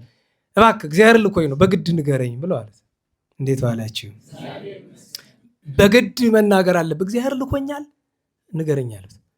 አሰባሰበና አንዲት ነገር አለችኝ አሁን ጎመን ነው የምሸጥ እና ጎመኔን ስሸጥ ውልና 2 ዳቦ ገዛለሁኝ። ቃሪውን ገንዘብ እንግዳ ካለ ለእንግዳው፣ እንግዳ ካለ ለድሆች አከፋፍላለሁ እንጂ ከቤቴ ከ2 ዳቦ በቀር የሚያድር የለም ይሆናል። ምን ቢል ጥሩ ነው? ሌላ ንገረኝ፣ በዚህ አትበልጠኝም፣ በዚህ ልትበልጠኝ አትችልም፣ ሌላ ንገረኝ አለ። ኧረ ሌላ የለኝም አለችው። ዝም ብለህ ንገረኝ አሉት። አንዱን ነገር አመጣላቸው። ሁልጊዜ ጠዋት ስነሳ አለቅሳለሁ። የከተማውን ሰዎች በሙሉ ያቸውና ጌታዬ ሆይ ይሄ ሁሉ ሰው ወደ ገነት ይሄዳል፣ እኔ ግን ወደ ገሃነመ እሳት መሄድ ነው ብዬ አልቅሼ እወጣለሁ። ማታ ስገባ እንደገና አሁንም የከተማውን ሰው አየዋለሁ። ጌታዬ ይሄ ሁሉ ሰው ወደ ገነት ሊሄድ ነው፣ እኔ ወደ ገሃነመ እሳት እያልቅሼ ገብቼ አድራለሁ። በቃ በዚህ ትበልጠኛለህ ማለት ይባላል። ለምን መሰላችሁ? የዛ ከተማ ሰው በጠዋት ጠብ፣ በማታ ስካርና ዘፈን ብቻ ነው ስራቸው። እንዴት ዋላችሁ? አስባችሁታል? ጧት ምንድን ነው? ጸብ፣ ክርክር ነው የሚወዱት። ማታ ማታ ደግሞ ዘፈንና ስካር ነው። በዚህ ትበልጠኛል፣ ይሄ ነው ተግሳጹ ብለው እሱ ቅዱስ ሲሆን የተባረከ ሕይወት ሲኖር ራሱ እንደምን ቆጠረ? አስባችሁታል እንዴ? እኛም አብኖ እንደዚያች መነኩሴ ነው። በቀደም ለዚያ ደግ ሰውዬ መጥቶ እየነገርኩት እየሳቀ ነበረ። እኛን ጻድቃኖቹን የምድራዊ ሰዓት አስቡት። ሰንበት ትምህርት ቤት 5 ዓመት 10 ዓመት መማር እንኳ ክንፍ የሚያስበቅል የሚመስለው ሰው አለ አይደለም? ብታውቅበት አዎ ሊያስበቅል ይችላል። ግን በሰንበት ትምህርት ቤት አልፎ እንኳን ክንፍ ያበቀለ እንጃ ክንፍ ያበቀለ ሳይሆን ቀንድ የሚያስበቅል ነው የምናውቅ። ግን ደግሞ ሰንበት ተማሪዎች ቅር እንዳይላችሁ፣ ቅር ቢላችሁም የራሳችሁ ጉዳይ ነው። አያያዙን ስላላወቅንበት እኮ ነው ዝም ብለህ ተሰብስበህ መዘመር። እኔ በሞቴ እንዲያው መዝሙር የሌለበት ቀን ቢኖራችሁ እኔ ደስታዬ ነው። እዚህ እንኳ ጎበዞች ናቸው ሲጦራ ያቸዋለሁ። ምቅንያ አጥንተዋል፣ መሐረና አበባ አጥንተዋል። እንደዚያ ጥሩ ነው ደግሞ ይደነቃል። አንዳንድ ጊዜ ሁልጊዜ ወቀሳ ጥሩ ስላልሆነ ማለት ነው። እና ለሁሉም አባታችን አጋቢጦስ ምን ነበር አንድ ትልቁ ገድሉ ምንም መታገል። አባታችን አርሳኒዎስ ምን አለ? ለአንድ መነኩሴ ስንት ሰዓት መተኛት ይበቃዋል አለ? 1 ሰዓት። መነኩሴ 1 ሰዓት በላይ እንዳይተኛል። ኋላ ግን አይ ይሄማ የፍጹማን ስራ አይደለ ብሎ ለአባ ጋርጌ እግዚአብሔር መልአክ ምን አላቸው? ከ3 ሰዓት በላይ እንዳትተኛ ብሏቸዋል። እሱን እንድናስተውል ነው። ሁለተኛ ገድሉ የዚህ ቅዱስ ሰው በዚያ ገዳም ያሉ አባቶችን አረጋውያንን ክፉ በጎ ሳይል ያገለግላቸው ነበር። ታዲያ ሲያገለግል ሲታዛቸው ምን እያለ ነው? ወይቤሎሙ አጋይስቴ ጌቶቼ ነበር የሚላቸው። ለናላችሁ ጌቶቼ ምን ልታዘዝ? እነሱን እንደ ጌታ እራሱን እንደ ባሪያ ይቆጥር ነበረ። ወጥቶ ወርዶ ያገለግላቸው ነበረ። ሁለተኛ ገድሉ እሱ ነው። ሶስተኛ ገድሉ እራሱን ለመግራት ምን አደረገ? ለመነኮሳቱ ምግብ ሲያዘጋጅ ለአባቶች እሱ ነው ተግባር ቤትን የሚሰራና ሽምብራውን ይከካዋል። ከዛ ገለባና እህሉን ይለየዋል። እህሉን ሰርቶ ለነሱ ያቀርብና እሱ ምን ይመገባል? ገለባውን ይበላ ነበር። ከዛ አይ አስቡት እንግዲህ ገለባ በልታችሁ ታውቃላችሁ እንዴ? አንተ ጭራሽ ደግሞ ከብት አረከነ ነው የምትሉ። በነገራችሁ ላይ ገለባ ምግብ እንደሆነ አታውቁም? ፋይበር ይላል ደግሞ የዘንድሮ ሳይንስ። ድሮ ምን ይለ ነበረ? ይሄ ሸለፈቱን አትብሉት አይደል እንደሚባል ሽፋኑን ተውት ሲሉን ቆርተው፣ አሁን ደግሞ አረ የለም ፋይበር ያስፈልጋል፣ ፋይበር ያለው ምግብ ብለን እና ፋይበር ሲባል ይሄ ትልቁ ሮቶ ላይ ፋይበር የሚል ጽሑፍ አለ አይደል? ፋይበር ያለው ምግብ ብሉ ይሉናል። አሁን ደግሞ የገብስ ቆሎ፣ የገብስ ዳቦ፣ ገብስ እንዳልተናቀች ዛሬ የገብስ ዳቦ ብሉ ይባላል። ፋይበር ይልሃል፣ ገለባውን ብላው እያለ ነው አይደለም? ገለባውን አትተው፣ ገለባውን ብላው እያለ። ይሄ ቅዱስ ግን ገለባውን በዛበት ጣፈጠ። ሲለመድ ሁሉም ይጣፍጣል። አታውቁም? ይጣፍጣል። ኋላ ምን መጨመር ጀመረ? ገለባው ላይ አመድ አሲድ ነው አይደለም? ያንን ለውሶ ይመግቧል። ጨጓራውን ያንጣጣዋል፣ እንቅልፍ ይነሳዋል፣ ሲተጋ ያድራል። ታዲያ እንደዚህ በብቃት እያለ ብዙ ታምራት ሲሰራ በዲዮቅልጥያኖስና በመክስሚያኖስ ዘመን የነበረ አንድ አረመኔ ዝናውን ሰማና ይሄ አንተም አታስፈልገኛለህ ወስዶ የሰራዊት አለቃ አድርጎ ሾመ። እነዚያ ቅድስናው የሰራዊት አለቃ ሆኖ ህዝቡን በፍትርት ሲያገለግል ኖሮ ቀን ቀን ሲዳኝ ሲፈርድ ሲተች እየዋለ ሌሊት ሌሊት ሲጋደል እያደረ ዲዮቅልጥያኖስ ጠፍቶ ቅዱስ ቆስጠንጢኖስ ሲሾም ጌታዬ ኧረ ከዚህ ዓለም ማመልጥበት ነገር አምጣልኝ እባክህ፣ እንዲህ ያለውን ኃላፊነት ትቼው ቢሄድ ሰው ጎዳለሁኝ እባክህ እያለ ሲለምን አንድ የታመመ የቆስጠንጢኖስ ዘመድ ነበር የቅዱስ ቆስጠንጢኖስ እና የሚያድነው ቢያጣ ኧረ አጋቢጦስ ይፈውሳል አሉት። እኔ ደግሞ ደህና ነገር ብላችሁ ደግሞ አጋቢጦስ ትሉኛለች፣ እሱ የወታደር አለቃ እንዴት አድርጎ ድውይ መፈወስ ይችላል አለ። አይ ወዴት አውቀው፣ እንዴት ዋላችሁ፣ ወዴት አውቀው። ምናልባት እኮ በዚህ በቆሻሻው ፖለቲካ ውስጥ እኮ ቅድስና ያለው ሰው ሊኖር ይችላል። በነገራችሁ ላይ መጠርጠር ደግ ነው። ከዛ ደግሞ ትሄድና አሁን የሚኒስትር ሊስት ታወጣና ይሄ ይሆን ይሄ ሊሆን አይችልም ትላለህ። እነዛ እንዳትሉ ሊኖር ይችላል። ግን አንድ የሰማሁትን ነገር ልንገራችሁ። የሆነ ወጣ ያለ አንድ ስፍራ ነው፣ የገጠር ቤተክርስቲያን ነው እና አንድ ሰው ሲቆርብ ታየ እና የቆረበው ሰውዬ በሚኒስትርነት ደረጃ ያለ ሰው ነው። እንደ አረመን የሚታይ ሰው ያስገርማል። እና ምን ሆነ ሲበላ መሀል ሀገር የሚያስቆርበኝ አላገኝም እንደ ክፉ ስለሚሆን እንደዚህ አይነት ነገር ሰምቼ ገርሞኛል። አይጠፋም ብዬ ነው ሰዎችን ሰምተው ደግሞ ማን ብሎ እንዳይመረምሩት። እንዴት ዋላችሁ? ከዛ ተጠራ። ቆስጠንጢኖስ ነገሩን ሰማ፣ ወስዶ አድነው አለው። ጸሎት አድርጎ አዳነው። ደስ ስላለው ቅዱስ ቆስጠንጢኖስ ምን ላርግልህ እንዲሁ ምን ልስጥህ አለው። ምን ይሻላል? የአሜሪካ ቪዛ። የሚገርማችሁ ነገር ቸገራቸው ብለን ከምን ልናግዛቸው ከተሰበሰቡት እህቶቻችን መካከል አንዷ ምን አይነት ስራ ነው የምትፈልግ ሲባል እኔ ስራ አልፈልግም፣ ፓስፖርት አውጡልኝ፣ ዱባይ ነው የሚሄድ። ኦሮሜቴ ደህና ነሽ? ፓስፖርት አውጡልኝ። ፓስፖርቱን እዛ ወደ ራስሽ አውጪው እንጂ እረዳ ገባን ነው ወይስ በአስቸኳይ 25 ሺህ ብር ክፍል እንድናወጣልሽ ነው? ጸድቅ ብዬ ባዘላት ተንጠልጥላ ቀረ ይችላሉ አባቶቻችን። አንዳንዱ ሰው እኮ ራብ አይደለም ችግሩ ጥጋብ ነው እንድንሉ እንገድዳለን። እንደ ሰው ነገር ምን አለ እንደ በልክ ቢሆን እና ምኞታችን ምንድን ነው ከተባለ እንዲ ምን አለው ቅዱስ ቆስጠንጢኖስ በጣም ነገር ምን ላርግልህ አለው። ከሹመቴ ሻረኝ፣ ከከተማ አባረኝ፣ እዚህ ከተማ እንዳላይህ በለኝ፣ በቃ ውጣ በለኝ ብሏል። ገርሞት ቅዱሳንን ስለሚያውቅ ቅዱስ ቆስጠንጢኖስ ገብቶታል። ሽር ያለው ከተማ እንዳትኖር ሂድ ቀጥላለሁ። በረሃውን ገባ። ህዝቡ ተሰብስቦ ኤጲስቆጶስነት አሾሙት። ብዙ ታምራት አድርጎላቸዋል። ሲታመሙ የሚፈውሳቸው፣ ጸላይ ሰናት ሲያስቸግራቸው የሚያረቅላቸው፣ ዝናም የሚያዘንምላቸው፣ እንኳን ሌላ ሀገር ሊያጠፋ ወንዝ ጎርፍ ቢመጣ ጎርፉን መስቀል ተክሎበት አቆሞታል ይባላል። ይመጣል ሂድ ተመለስ ብሎ በሌላ መንገድ ሰዶታል ይባላል። እግዚአብሔር በረከቱን ያሳድርብን። ያን ቀን ታላቅ ባህታዊ በኋላም ለኤጲስቆጶስነት ማዕረግ የበቃ በዲዮቅልጥያኖስ ዘመን ሰማዕትነት የተቀበለ የፍልስጤሙ የጋዛው ቅዱስ ጢሞቴዎስ እና የቆጵሮሱ ሚናስ በሌላ ስም ማትያስ ይባላል። ሚናስን ዓመታዊ ባህላቸው ነበረ። በ25 እንጦኒ ሐዲስ ዓመታዊ ባህሉ ነበረ። ዛቱ ነው። ደህና ዋላችሁ? እንዴት ዋላችሁ? ሐዲስ እንጦኒዎስ፣ እንጦንስ ማለት ስሙ ረውህ ነው። ቆሮሳዊ ነው። የደማስቆ የሶሪያ ሰው ነው። በጣም ሀብታም ነው። አረመኔ ነው። በስጋው ደሙ ላይ የሚቀልድ ካህናትን የሚደበድብ ቤተክርስቲያን የሚያስቸግር አረማዊ ነው። አንድ ቀን መጥቶ እንደለመደው ክፉ ለማድረግ ገብቶ የቅዱስ ቴዎድሮስ በናድሌዎስን የምስራቃዊ ቴዎድሮስን ስላድኖን አየው። ቀስት ወርሮ ስዕሉን ወጋው። ስዕሉ ዝም አለ። በስዕሉ ያለ ሰማዕቱ ዝም አለ። ደጋገመው። መጨረሻ ላይ አንዱ አንቀጽ ተቀብሎ ራሱ ስዕሉ መለሰለት። እጆቹ ላይ ተሰካበት። ቀስት እንግዲህ ወኮኑ ከመቀስት ጠዋይ ይላል አይደል?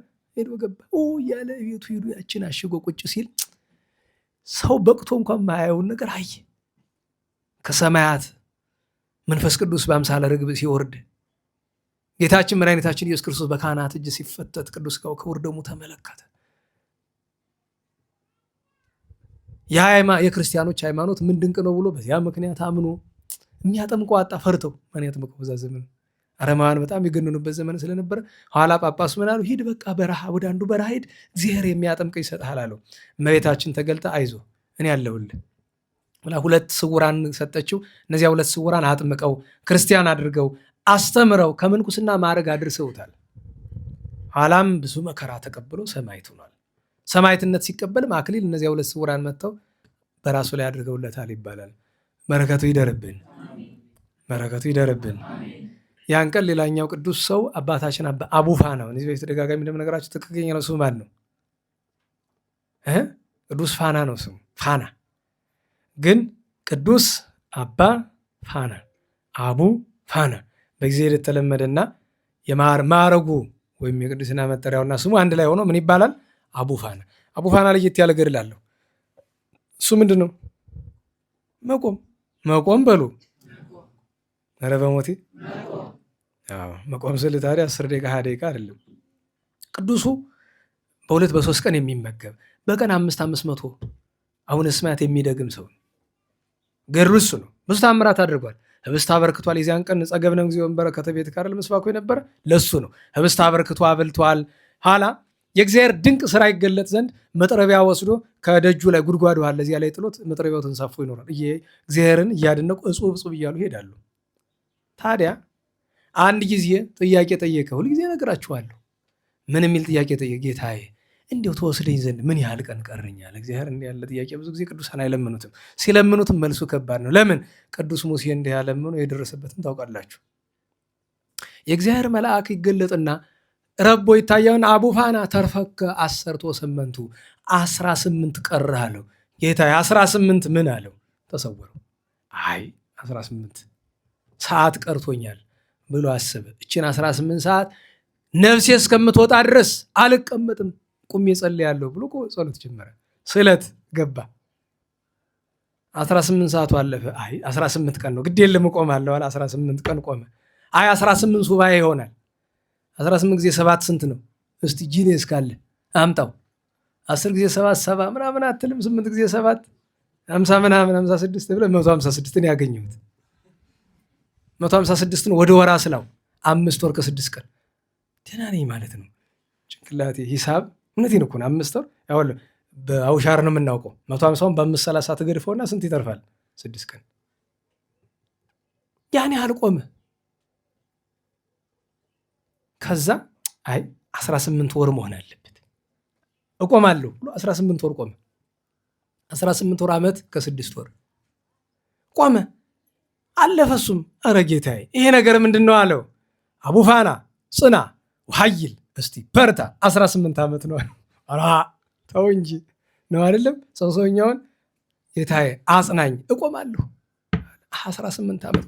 ሰላም ለቁመተ አቡፋና ዘአልቦ ኑታጌ እስከተመሰለ እግሩ ከመግረ ነጌ የሚለው ለዚህ ነው። እግሩ አብጦ አካሎች የምታክል ደቃቃ እግሩ አንድ ስም ያክል ከእብጠት የተነሳ ሲመገብም ቆሞ አይቀመጥም። መተኛት አይደለም መቀመጥ አይችልም። ስለት ነው፣ ስለት ገብቷል። እንቅልፍ ጥቂት 1 ሰዓት ምንም ቢያንቀላፋ ምን አለችው? ምሰሶ አለችው ከጎኑ እዚያች ላይ እንደች ብሎ ነው። ብዙ ታምራት አድርጓል። ከሁሉም ያስገርመኝ ሙት ያስነሳበት መንገድ ነው።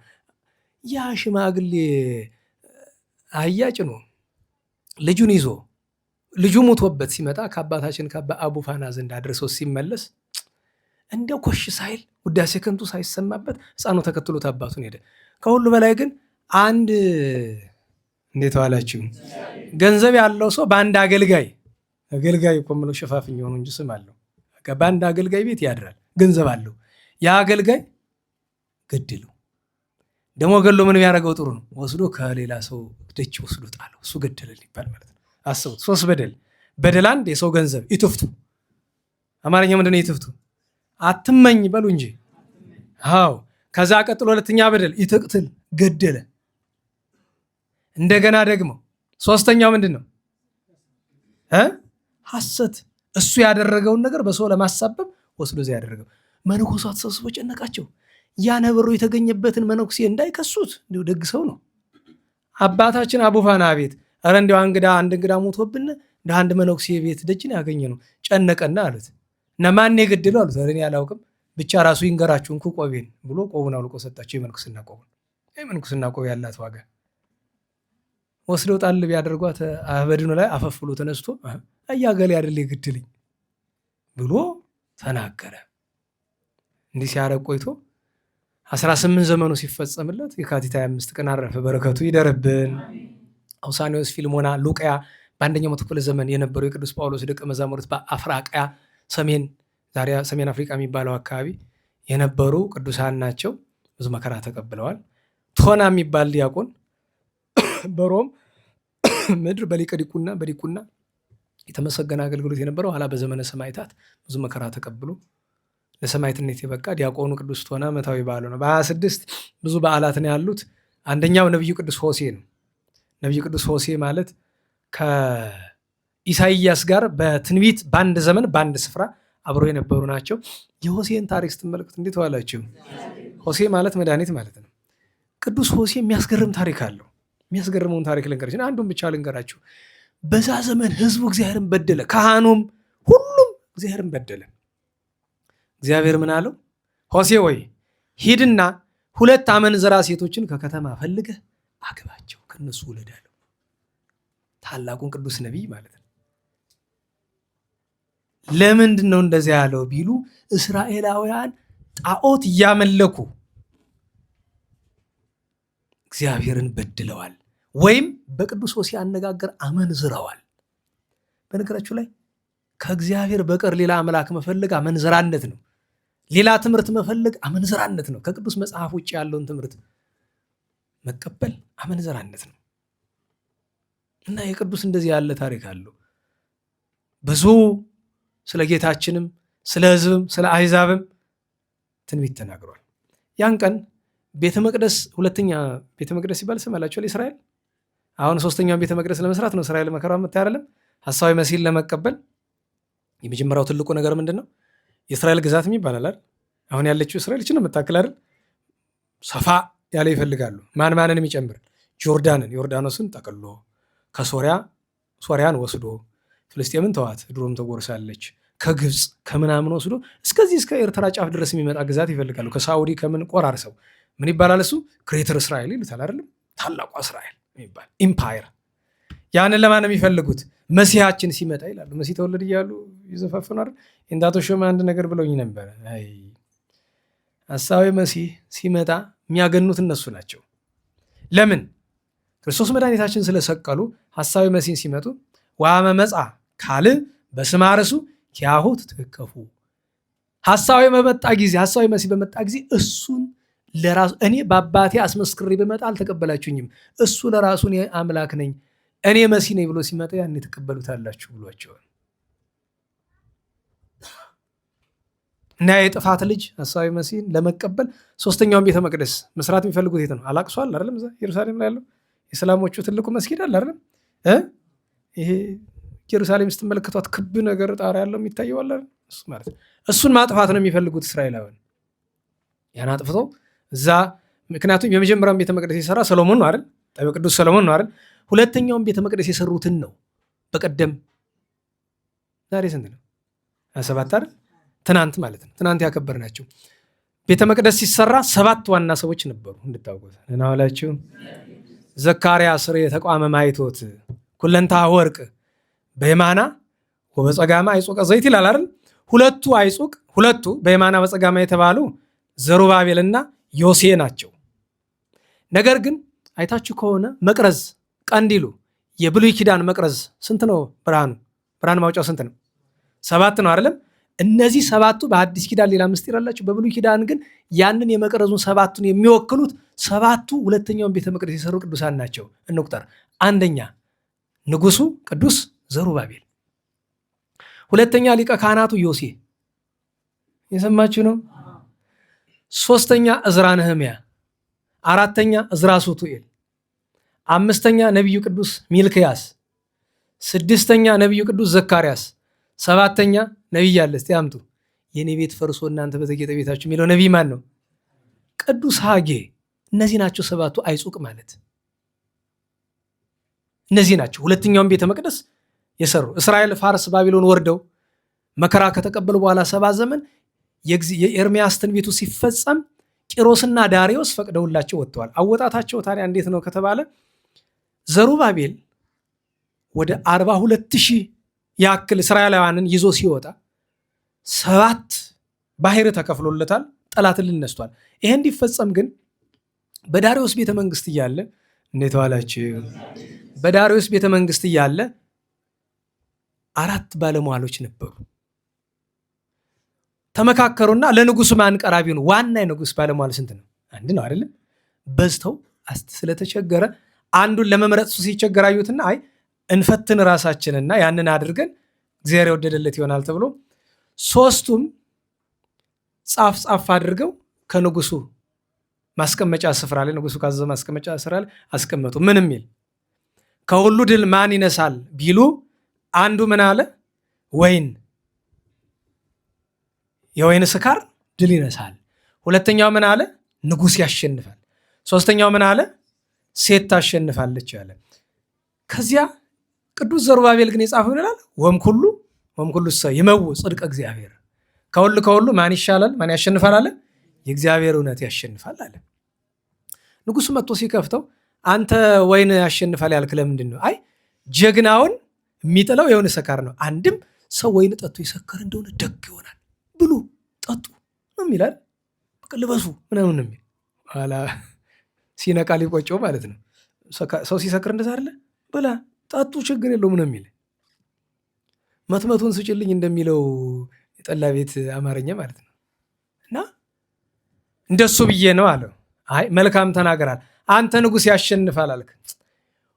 ዓለምን የሚገዛት የሰው ልጅ ነው። የሰውን ልጅ ሁሉ የሚገዛው ማን ነው? ንጉስ ነው። ንጉስ የረዘመውን ያሳጥራል፣ ያጠረውን ያስረዝማል። እሺ ቢለው ያስተዳድረዋል፣ እምቢ ብለው ከፍ ብሎ አንገቱን ዝቅ ብሎ ባቱን ይቀጣዋል። ማን ለንጉስ የማይታዘዛል አለው። መልካም ብላል። አንተሳ ሴት ታሸንፋለች ያልካለ እንግዲህ ከመክሌ መዋእያነ ትመቡ ብሲት እንዲለው እሱና ያመጣው አባታችን አባ መዝሙረ ክርስቶስ ሲተረጉምና አንተሳ ሴት ታሸንፋለች ያልክ በምን አቅሟ ነው አለው። አይ ጌታዬ ሁሉ ንጉስ ያሸንፋል። ንጉስ ሴት ያገባል። ግዳል ንጉስ አለ ሴት የለ ሴት ያገባል። ስትፈልግ ዘውዱን ወስዳ በራሷ ታስቀምጠዋለች። እንዲያውም በጥፊት ማታለች። አንዳንድ እኮ ንጉሱን በጥፊ የሚማቱ ሴቶች አጤ ቴዎድሮስን አልሰማችሁም?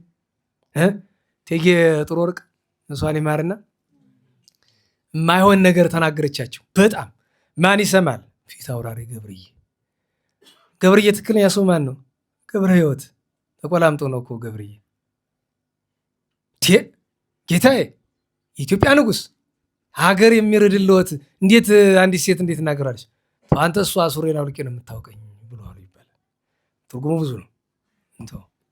ዙሮ ጀግና በቤቱ ተከብሮ አያውቅም። በነገራችሁ ላይ ወንድ ልጅ በሴቲት መከበር ከፈለገ ችግር ነው።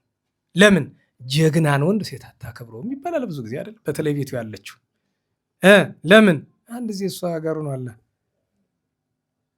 እና ንጉሱን ሴቲቱ ዘውዱን ቀምታ በራሷ ታደርግ በጥፊት ማለች እጅ ብሎ ሲላት ታለቅሳለች። ያን ጊዜ አባብሉ ኧረ የፈለግሽውን አድርጊ ብሎ ይላል። በዚህ ይረታላል። አንተሳ አለው አይ መቼስ እግዚአብሔርን የሚረታው አለ፣ ግን እውነት ያልከው ምንድነው አለ የማታ እውነት ይረታ ብሎ አለው። አይ ያንተ ያረካልከው ሁሉ እንዲሁ ምን ላርግልህ አለው። ቃል ገብተልኝ ነበር እኮ ቤተ መቅደስ እንዲታነጽ አገሬን እንዲሄድ ብሎ አለው። ፈቅጄልሃለሁ። ህዝቡን ይዞ ሄዶ ቤተ መቅደስ 9 ዓመት ሲወጡ ሲወርዱ ኖረዋል። በተለይ 3ቱን ዓመት ሲፈርስባቸው ኖሯል።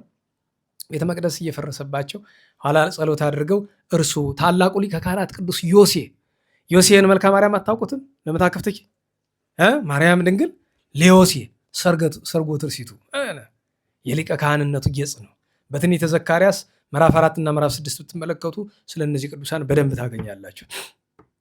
በዜና መዋዕልም አለ እና እነዚህ ቅዱሳን ኋላ ነቢዩ ቅዱስ ሆሴዕ እነ ሳዶቅ የፋርስ የኢራን ሰማዕት ነው። እነዚህ ሁሉ እነ ዕዝራ ነህምያ እንዴት ያለ ግሩም ዕዝራ ሱቱኤልና ዕዝራ ነህምያ 2 ሰዎች ናቸው። የውጭ ሰዎች ይቀላቅሏቸዋል፣ የተለያዩ ናቸው።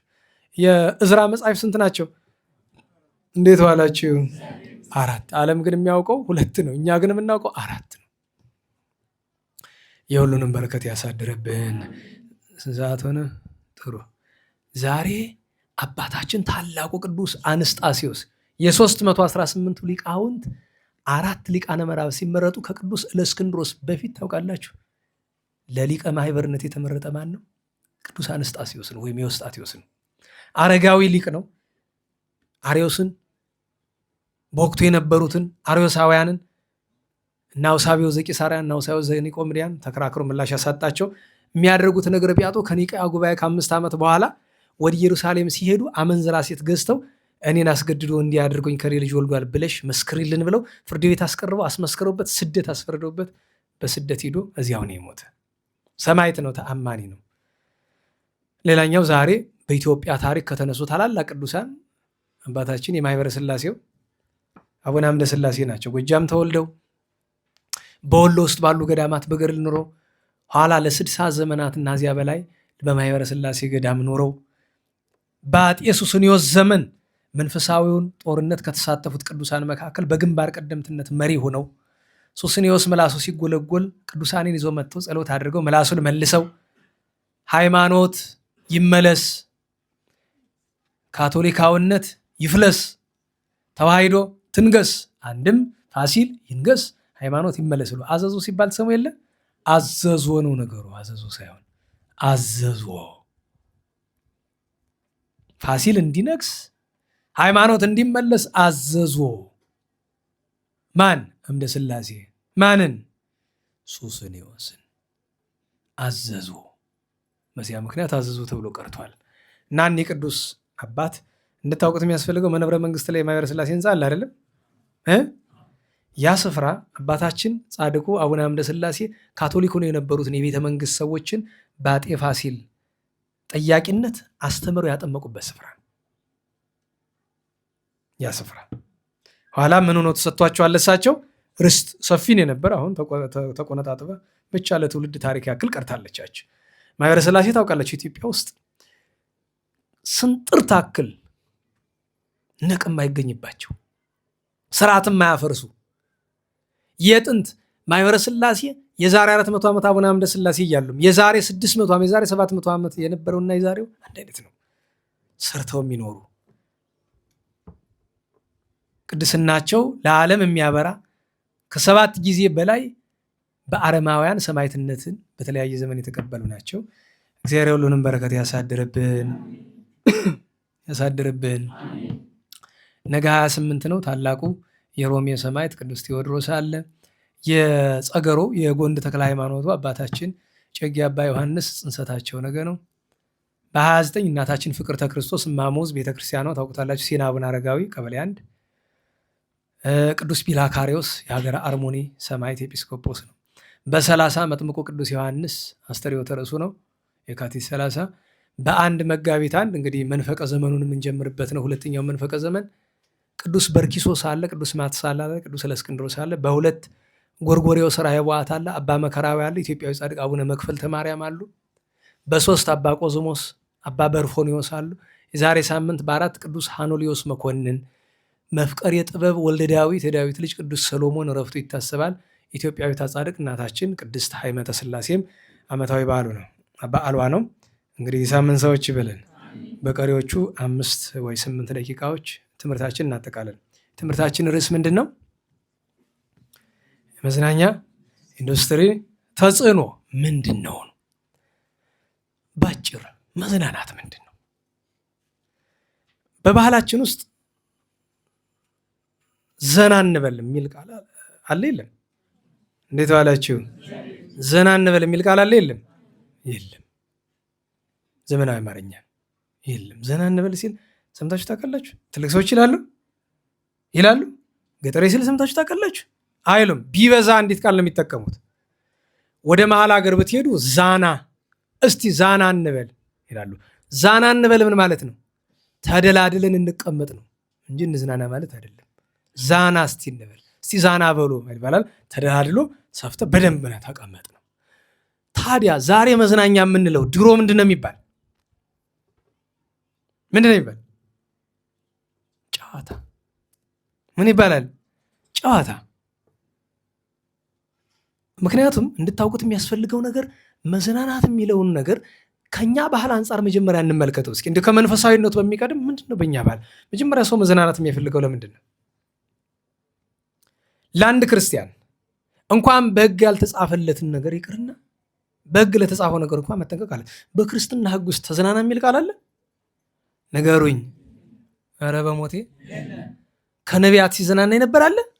ከሐዋርያት፣ ከጻድቃን፣ ከሰማዕታት የለም። በቤተ ክርስቲያን እንደዚያ እንድናደርግ የሚመክር ነገር የለም። ታዲያ ነገሩን የምንይዘው በሁለት ከፍለ ነው። አንድ ባህል፣ ሁለት ዘመኑ ያመጣው ነገር ብለን ባህሉን እንመልከተው። በባህሉ ሰዎች እንጨዋወት የሚለው ጨዋታ የሚፈልጉ መቼ ነው? ከረጅም ስራ በኋላ አይደለም? እያዳመጣችሁ ነው? ከምን በኋላ? ኧረ በሞቴ እኔ በነገራችሁ ላይ ልብ ወደ ውስጥ እየሳቤ ነው። እንኳን ዝም ብላችሁ እንዲያውም ከባድ ነው። ጉንፋን ክፉ ነገር ነው። የዘመን ጉንፋን ደግሞ መቆም መቀመጫ ነው የሚነሳ እና እባካችሁ ግድ የላችሁም። ይሄ የምለፈልፈው ራሴን ልጠቅም አይደለም፣ እናንተ ቢረባችሁ ብዬ ነው። ይሄ ለፍልፌ የምንጠቀማለሁ በሽታ ከመግዛት በቀር።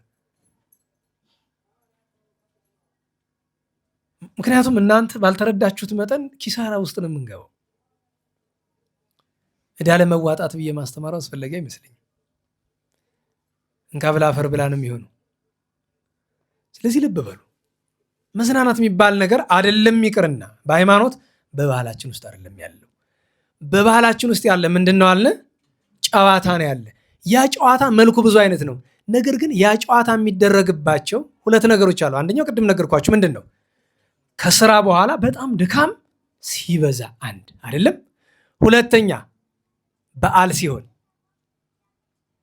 ነናላችሁ፣ በዓል ሲሆን ተግባራዊ ነገር ሊሆን ይችላል። ለምሳሌ ሰንጠረዥ ታውቃላችሁ?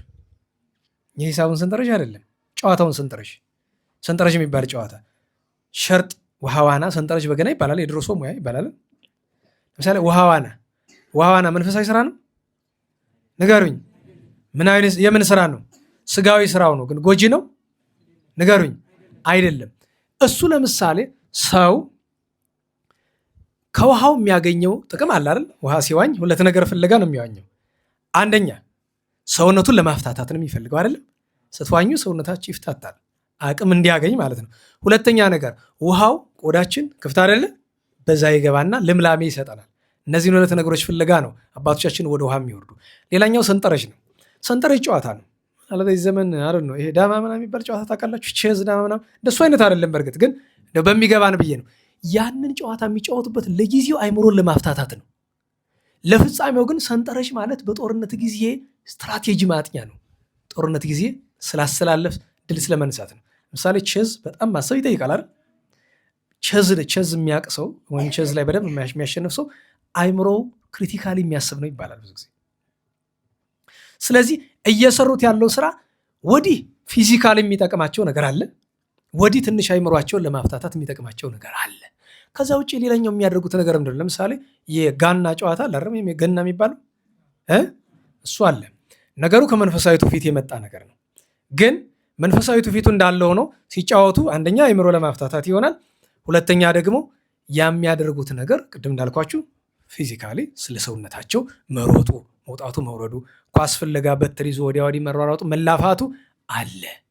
ከዛ በኋላ ከዚያው ተያይዞ ምንም በሃይማኖት ደረጃ የሚነቀፍ ነገር ቢሆን ምን አለ? ዘፈንና ጭፈራ በየምክንያቱ ሰርግ መጣ ወደሆነ ነገር ያችን ነገር ተንኳታ ኋላ ታቦት ሲወጣ ወደ መዝፈን መጣች። በነገራችን ላይ ታቦት ሲወጣ ዘፈን የለም። ድሮም ቢሆን መቼ እንደገባች ይታወቃል። እቺ ነገር ተንሸራታ መቼ እንደገባች ነናላችሁ። ከዛ ውጭ ሌላኛው እነሱ ዛና ብለው ወይም በደንብ ተቀምጠው የሚያደርጉት ነገር ምንድን ነው? ወደ ሆዱ ምን አሯሯጣችሁ? መጀመሪያ ምንድን ነው? ጨዋታ ብያቸዋለሁ። ጨዋታ አንዱ መገለጫው ምንድን ነው? ወሬ፣ ታሪክ ታወራለህ፣ የገጠመን ነገር ታወራለህ። ብዙ ነገር አለ እንዴ። ሽማግሌ ቁጭ ብሎ ሲያወራ አልሰማችሁም? ሽማግሌዎች ሲያወሩ የገጠማቸውን ነገር ሲያወሩ፣ ያዩትን ነገር ሲያወሩ ታሪክ ይሆናል። ሌላ ነገር ብቻ ወሬው ግን የሚወራበት መንገድ ከቁም ነገር ትንሽ ላላ ባለ መንገድ ነው። ጨዋታ ከሆነ ጨዋታ ያሰኘው ራሱ ምንድን ነው? አለቃ ገብረሃና ምን አለው ይባላል።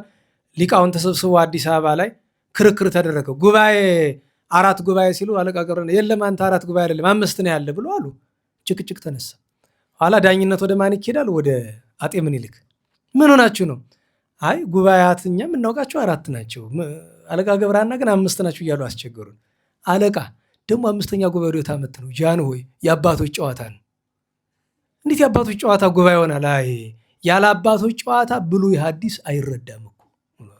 በነገራችሁ ላይ ትርጓሜ ላይ ብዙ ሀተታ ውስጥ የምትመለከቱት ጨዋታ ነው አንለው፣ ግን አለ አንዳንድ ነገር እንደዚህ። ለምሳሌ ነው የዮሐንስ የቅዱስ ሉቃስ ወንጌል ምዕራፍ 2 ላይ የቅድስት ሐና ነብይት አለች አይደል? 84 ዓመት ቤተ መቅደስ በር ላይ ኖረችው። እንዴት ዋለችው? ሳታገባ 12 ዓመት፣ በትዳር 7 ዓመት፣ እድሜዋ ስንት ሆነ? 19። ቤተ መቅደስ ደጅ ላይ 84 እና 19 ቢደምሩ ስንት ይሆናል? ኧረ በሞት የደምሩ 84 እና 19 ስንት ነው? ሌሎቻችሁስ ስንት ነው? ትርጓሜ ላይ ምን ይላል? እዚያ ላይ ትርጓሜ ላይ እቺ ባልቴት በልታለቻ ይላል። አሁን ስታስቡት ይሄ መንፈሳዊ ቃል ነው፣ ፋይዳ አለው። እዚያ ላይ ምንድነው? በመካከል ግን የሚጎዳ ነገር እኮ አይደለም። በልታለቻ ይላል። ሌሎች አሉ እንደዚህ ጨዋታ የሚመስሉ ነገሮች፣ ግን ትርጓሜ ጨዋታ ነው እያልኩ አይደለም። ከቁም ነገሩ መካከል ለማስረዳት ተረት አለ አይደለም። ለምሳሌ አንድ ትርጓሜ ላይ ሲተረጉም ከቆየ በኋላ አይ የእንጦጦ መምህር ሳይናገር ቢናገር በዓመት ያው መሬት ይላል አይደል? ያው ነው ተረትና ምሳሌ። ጨዋታ ሲባል ሁሉ ጨዋታ ሳቅ ፌዝ አይደለም አይደል? ቁም ነገር ያለው ጨዋታ አለ አይደለም? እንደዛ እና ጨዋታ ሲባል ሰዎች ዛና ብለው ተቀምጠው መጫወት ነው። የሚነጋገሩት ነገር ወዲህ የሚያወሩት ቁም ነገር ፍሬ ያለው አይደል? አይምሮ የሚጠቅም ነገር። ሁለተኛ ደግሞ የሚወራበት መንገድ ትንሽ ላላ ያለ ነው አይደለም? ላላ ያለ ነው እሱ ደግሞ ለአይምሮ። አሁን እኛ በባህላችን የምናውቃቸው ነገሮች እነዚህ ናቸው። ዛሬ ግን መዝናኛ ተብሎ የምንሰማው ነገር ምንድን ነው? ቅድም ያነሳነው ነገር መጀመሪያ መዝናናት በክርስትና ውስጥ አለ ወይ? ከቶሆኑ የለም። መዝናናት የሚባል ነገር በክርስትና ውስጥ ከቶሆኑ የለም። ሰዎች ከገድል በኋላ ማረፍ አለባቸው። አንድ ክርስቲያን በጣም ሲደክመው ማድረግ ያለበት ነገር አለ አይደል? በጣም ከደከመው ምንድነው ማድረግ ያለበት? አንደኛ ሰውነቱ በጣም ካልደከመ ከመጠን በላይ ካልሆነበት መጽሐፍ መመልከት። እየሰማችሁ ነው? ምን መመልከት? መጽሐፍ መመልከት። ሁለተኛ ከአቅም በላይ ከሆነበት ምን ማድረግ? በነገራችሁ ላይ ሰዎች ዘፈን በማዳመጥ ራሳቸውን ማደስ አይችሉም ይመስላል። ሰዎች በመጠጥ ራሳቸውን ሊያድሱ አይችሉም። ሰዎች ፊልም በማየት ኳስ በማየት ሰዎች ሊታደሱ አይችሉም። ብቸኛው ሳይንስ የሚያምንበት የሰውን ጭንቅላት የሚያድስ ነገር ምንድን ነው? እንቅልፍ። አይምሮ ሪስታርት እንዲያደርግ ምን አድርግ ነው የሚባል? ተኛ። እንቅልፍ ሁለተኛው አማራጭ። ሶስተኛው አማራጭ ምንድን ነው? ወጥቶ ምን ማድረግ? መንቀሳቀስ አይደል? ያን ስትንቀሳቀስ ግን አይምሮህን ተዘክሮት እግዚአብሔር ሳይጠፋ ለአባቶቻችን ደግሞ አንደበትህ ስብሐተ እግዚአብሔር እያደረግ ጸዋቱ የተማርከው ካለ ያንን እያደረስክ። አንድ መንፈሳዊ ሰው ቢደክመው ወይ ይተኛል፣ መጻሕፍት ይመለከታል፣ ወይ ይንቀሳቀሳል። ካልሆነም ደግሞ ከአባቶች ከወንድሞች ከእናቶች ከእህቶች ዘንድ ቀረብ ብሎ መንፈሳዊ ጭውውት ያደርጋል እንጂ ደከመኝ መዝናናት ፈልጋለሁ ብሎ በዚህ ዘመን መዝናኛ ተብሎ የሚታወቁ ነገሮች ጭፈራ ቤት፣ ካፌ። ሰዎች ካፌ መሄድ ኃጢአት ነው እያልኩ አይደለም። እንዴት ዋላችሁ? አንተ ደበረኝ ብለህ ሄደህ ካፌ 501 ሺህ ብር ከፍለ ሻይ ስትጠጣ ያ ከፍለ የምትጠጣው ገንዘብ የደም ማዕበል ሆኖ እንደሚመለስብህ አታውቅም? ነና ዋላችሁ? ያን ያህል ገንዘብ ካለ መንገድ ላይ ያን ሁሉ ድሃ እንዴት አልፈው ሄድክ? ደግሞ የሚገርማችሁ ዓለም የምታቀርበው መዝናኛ ኃጢአት ሆኖ ክፋት ሆኖ ብቻ አይበቃውም። ምን ያስከፍላል? ደግሞ ገንዘብ ሁሉ ያስከፍለናል። እና ስለዚህ እንደ ክርስቲያን በአንድ ቀን እንድንወጣ አይደለም እኔ እየነገርኳቸው ያሉት፣ መነሻ ነው እየሰጧቸው ያሉት እንድናውቅበት። ከዛም አጠቃላይ የማደርግላችሁ ይሄ የፊልም ኢንዱስትሪ የሚባል አለ፣ የሚውዚክ ኢንዱስትሪ የሚባል አለ፣ የስፖርት ኢንዱስትሪ የሚባል አለ። እነዚህ አካላት እነማን ናቸው የምትለውን ብቻ ፍንጭ ልስጣችሁ። ለምሳሌ ፊልም የሚሰሩ ሰዎች ተደጋጋሚ በእርግጥ ነግሬያቸዋለሁ፣ ያደመጣችሁ ነው። ፊልም የሚሰሩ ሰዎች ቅድም ብያቸዋለሁ። መጀመሪያ ደረጃ እኛ ሊጠቅሙ አይደል የሚሰሩት። ፊልም ሲሰሩ ዓላማቸው እንዴት ዋላችሁ? ሁለት ነው ዓላማቸው። አንደኛው ዓላማ ምን ይፈልጋሉ? ገንዘብ አይደለም። ገንዘቡ የሚገኘው ከየት ነው? ከኛ አይን ነው የሚገኝ። በነገራቸው ላይ እገሌ የሚባል ኳስ ተጫዋች ምናምን ስትሉ ዓለም ላይ ያለ ተመልካች ነው። ምክንያቱም ያ ገንዘብ የሚገኘው በስፖንሰርሺፕ ነው። ስፖንሰር የሚያደርጉ አካላት ደግሞ ስፖንሰር እንዲሆን የሚከፍሉበት መቼ ነው? ሰው ከተመለከተ ለምሳሌ አሜሪካ ይሄ ቦውሊንግ አለ አይደለ? ይሄ ፕሬዚዳንት ሁሉ የሚገኝበት ያው ትኩረት ለምንድን ነው ለ10 ሰከንድ እና ለ30 ሰከንድ ማስታወቂያ $5 ሚሊዮን $10 ሚሊዮን የሚከፈል ምን ይመስላችኋል? አሁን የዓለም ዋንጫ ሲመጣ እነ ኮካኮላ ሌሎችም ያን ያህል በቢሊዮን የሚቆጠር ገንዘብ ለፊፋ የሚከፍሉት ለምንድን ነው? ምን ጥቅም ያገኛሉ? ምክንያቱም ፕሮሞሽኑን የሚያዩ ማን ነው? እኛ ነን። ቆሻሻው የሚደፋ ከኛ አይን ላይ ነው፣ ከኛ ጆሮ፣ ከኛ ጭንቅላት ላይ ነው። ስለዚህ የመጀመሪያ ፍላጎታቸው ምንድን ነው? የፊልም በለው የሙዚቃ በለው የስፖርት በለው ከዛ ጀርባ ያሉ ሰዎች መጀመሪያ የሚፈልጉት አንዱ ነገር ምንድን ነው? ገንዘብ ነው። ሰው መሸቀጫዎች ነን።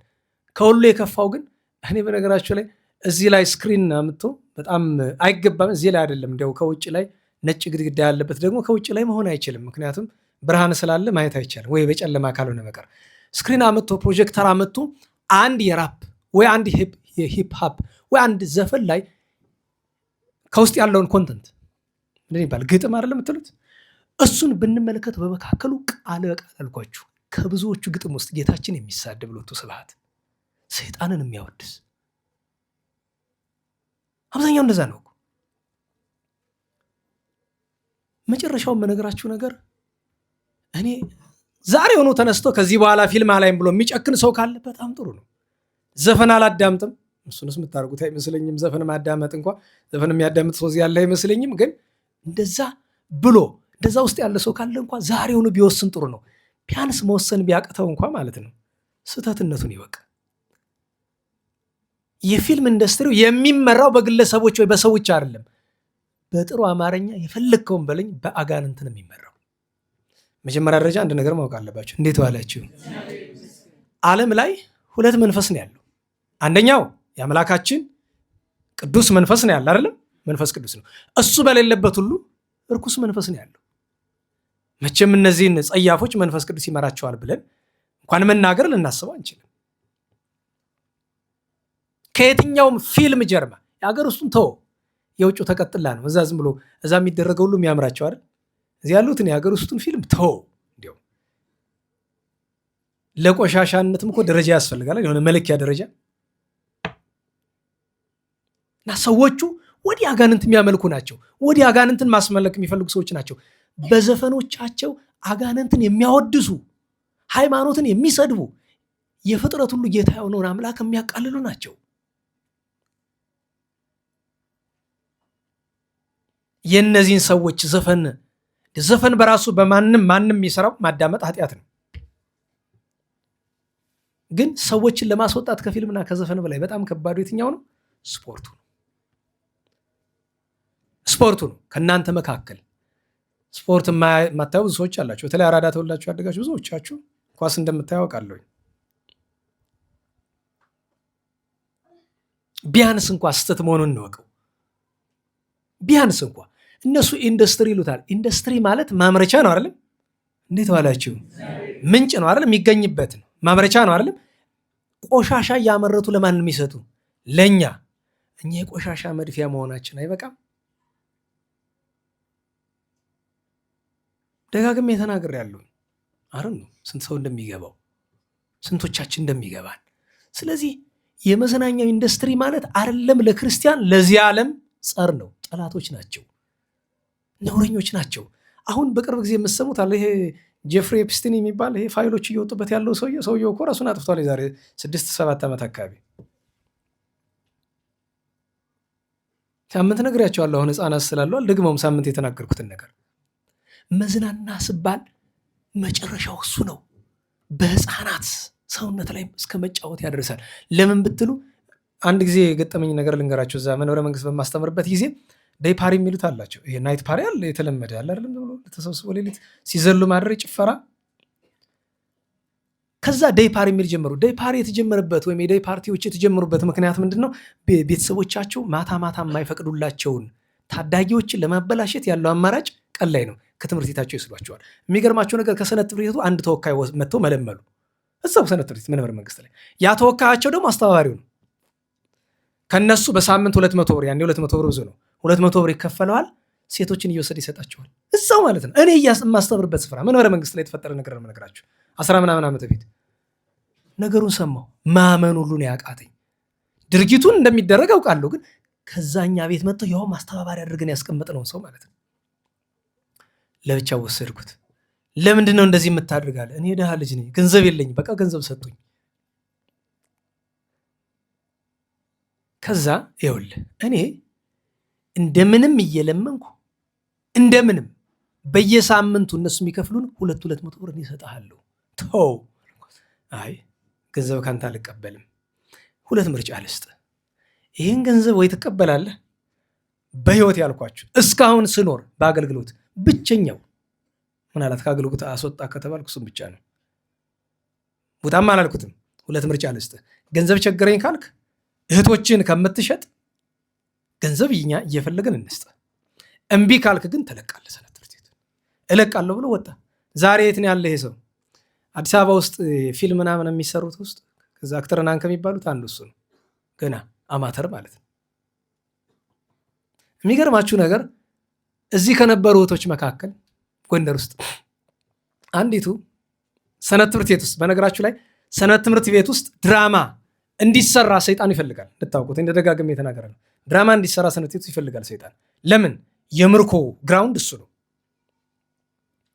ድራማውን እዚህ በነገራችሁ ላይ አብዛኛው ዘፋኝ የት ነው የወጣ? ከሰንበት ትምህርት ቤት። አብዛኛው አክተር ነው የሚለው ከየት ነው የወጣ? ከሰንበት ትምህርት ቤት። ጥፋትን ኃጢአትን መለማመጃ ሆኗል። ድራማ ለክርስትናው ምን ቁም ነገር ነው? እንዴት ሰው ድራማ ይሰራል?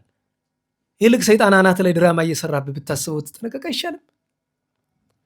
እና ትንሽ ድራማ ሰራራችና ራሷን እንደ አክተር መቁጠር ስትጀምር አዲስ አበባ ሂጄ ከፊልም ኢንዱስትሪው መሳተፍ እፈልጋለሁ ብላለች።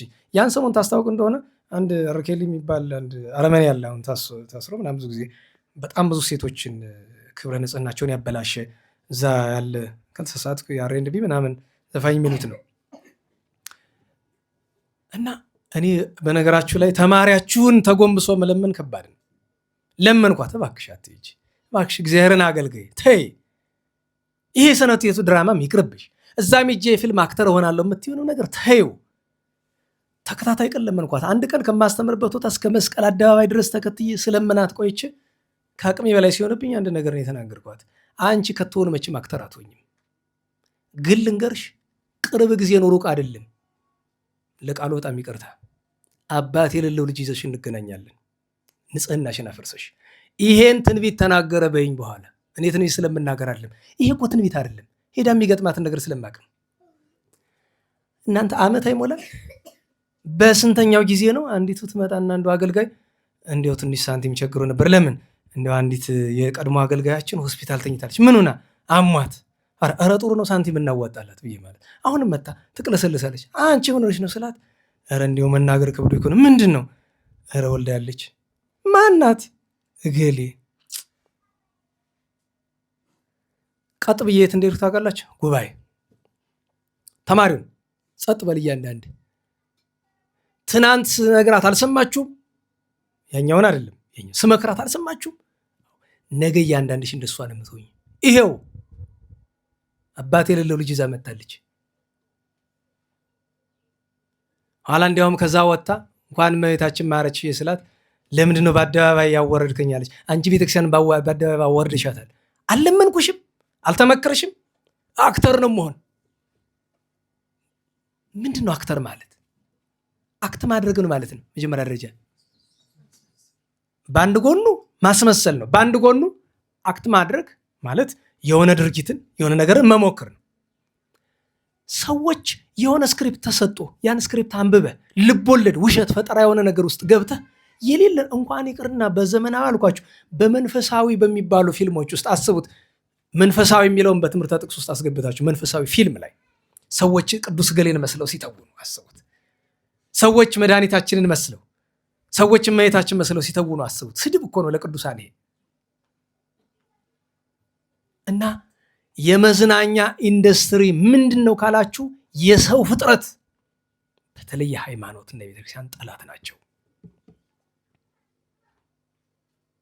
ሆን ተብሎ የሚደረግ ነገር ስለዚህ ሌላችሁ የምችለው ነገር ዘፈን ከማዳመጥ ራሳችን እናርቀው ባካችሁ።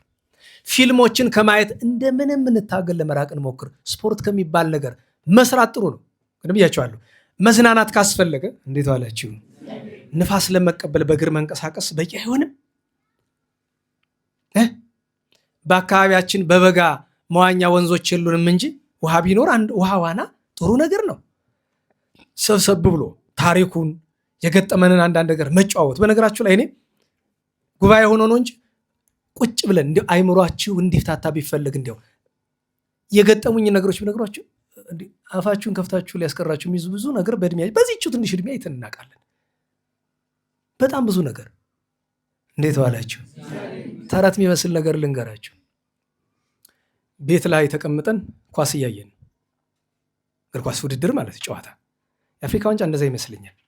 ከዛ እየመሸ ሲሄድ ጎረቤት ነበረኛ ቤት ነበር ቲቪ የነበረ፣ ሁሉ ወጥቶ ሄደ። ቤተሰብ የለም በነገራችሁ ላይ፣ ብቻዬን ነኝ። ሁሉ ወጥቶ ከሄደ በኋላ እኔ ብቻዬን ቀረሁ። አይ ኳሱን ሊጨርሰው ብዬ ወንበር ላይ ደግፍ ብዬ ተቀምጫለሁ። በሩን ቆልፌያለሁ በደብሱ ነው፣ እርግጠኛ ነኝ። ከዛ ወደ 11 ሰዓት አካባቢ ነው የነቃሁኝ። ኳሱ ከ4 ሰዓት ምናምን ወዲህ ስለነበረ ማለት ነው። እና ስነቃ ቲቪው ይላል ዊች ሚንስ ያው ፕሮግራሙ አልቆ እንደዛ ነው የሚለው ጊዜ መኛ የድሮ ቲቪ እንደዛ ስለሆነ። የሚገርመው ግን ወንበር ላይ አይደለሁም፣ ከዛኛው ክላስ ምኝታ ቤት አልጋ ላይ ነኝ። እሱ አይግረማችሁ የለበስኩት ልብስ ተቀይሯል፣ ኢንክሉዲንግ የውስጥ ሱሪን ጨምሮ ማለት ነው። አሁን ይሄ ለአንዳንዱ ሰው ፈጠራ ሊመስለው ይችላል። ነው በህይወት የገጠመኝ ነገር ነው። ኳስ ሳይ ከገጠመኝ ነገሮች አንዱ ይሄ ነው። አንዳንድ ጊዜ ታውቃላችሁ አይደለም፣ ከራስ ተሞክሮ በላይ ምን ማስተማሪያ አለ? እና ቀኑ ሙሉ ላብድ ደርሼ ነበረ። ምክንያቱም ማን እንደዛ እንዳደረገ አላውቅም። ወይ በደመ ነፍስ ያድርጌው ነው አርን ነው። ቤቱ ተቆልፏል። ስነቃም በውስጥ እንደተሸገጠ ነው። ምክንያቱም ሳንበዴ አድርጎት ወጣ ብላችሁ ብትሉ በውጭ ነው መዘጋት ያለበት፣ በውስጥ መዘጋት አይችልም። ሃው ብቸኛ ላደርገው የምችለው ነገር ምንድን ነው? ያን ጊዜ ትንሽ መንፈሳዊነቱ ያቸው ዲቁናው ምናምን የሁሉ ሲሆን እኮ ልጅ ነኝ፣ ዲቁናውም አለኩ በነገራችሁ ላይ ክህነቴስ የሚል ጥያቄ ሁሉ እስከሚያመጣ ድረስ ማለት ነው። ምንድን ነው የተፈጠረው ነገር? በቤት ውስጥ ማንም የለም። ማን ነው ልብሴን የቀየረው? ብቸኛ ላደርገው የምችለው ነገር ምንድን ነው? ያንን ለብሼ ያገኘሁትን ልብስ በሳት አቃጥዬ ጸሎት ሳደርግ አይምሮዬን ሳረጋጋ ውያቃለሁ። በ90ዎቹ መጀመሪያ አካባቢ ያጋጠመን ነገር ነው። አሁን ይህን ስትሰሙ እንደ ፋንታሲ ነው ይመስላል። በቃ በህይወቴ ካጋጠመን እንደዚህ አይነት ብዙ ልነግራችሁ ይችላሉ። ኳስ በማየት ፊልም በማየት የገጠመንን ነገር ብነግራችሁ ከባድ።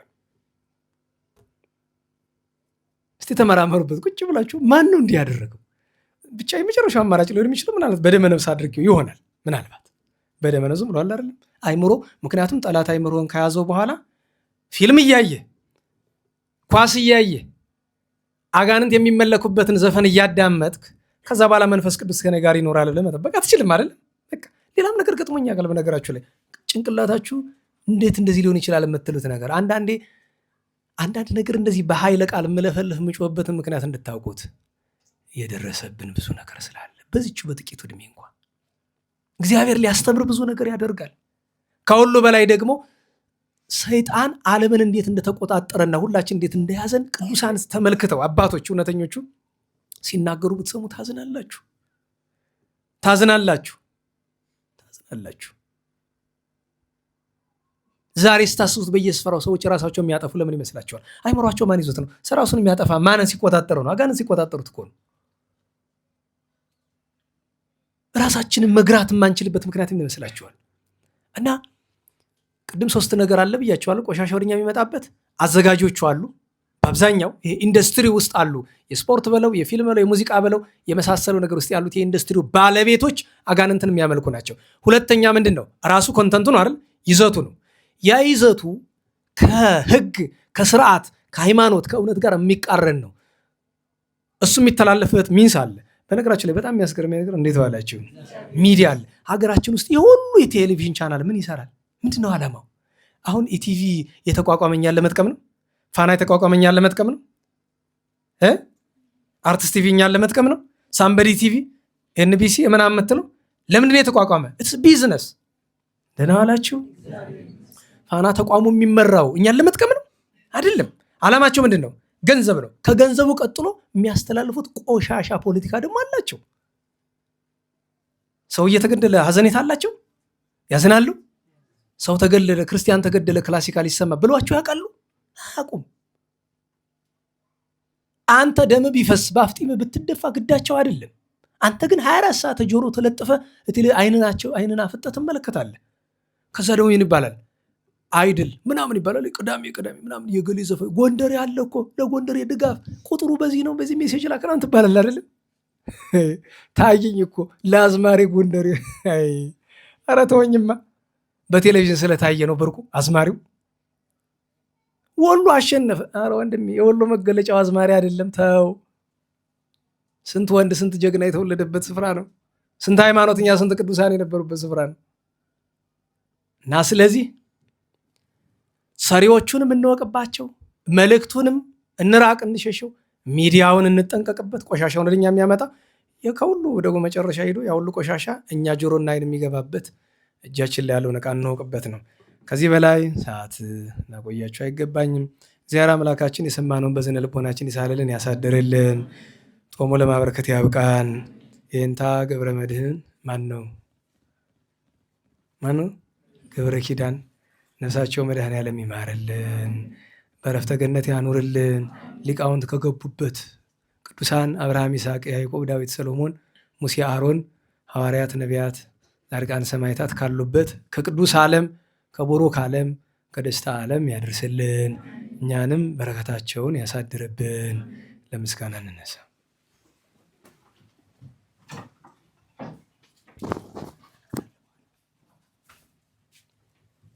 አድኅነነ ሕዝበከ ወባርከነ ርስተከ ሀበነ ኃይለ ወመዊአ ለአግብርቲከ ለእለ ንጽሐ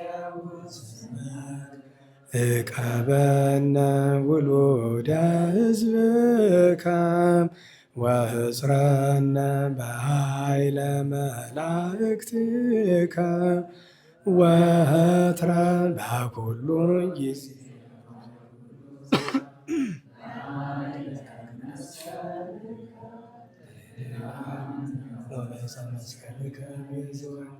በእንተ አብርሃም ፍቁርከ ወበእንተ ይስሐቅ ቁልኤከ ወበእንተ እስራኤል ቅዱስከ ተዘከር እግዚኦ ኪዳነከ ፍጡነ ፈኑ ሳህለከ ማርኪያነ ዘፈጠርከ ስረይ ኃጢአተ ሕዝብከ ወመሃር ተግባርከ እግዚኦ ታጥፍአነ በእንተ ማርያም ወላዲትከ ወበእንተ ዮሐንስ መጥምቅከ ወበእንተ ኩሎሙ ቅዱሳኒከ ርድአነ ወትረ በኃይል መስቀልከ ታስተፍረን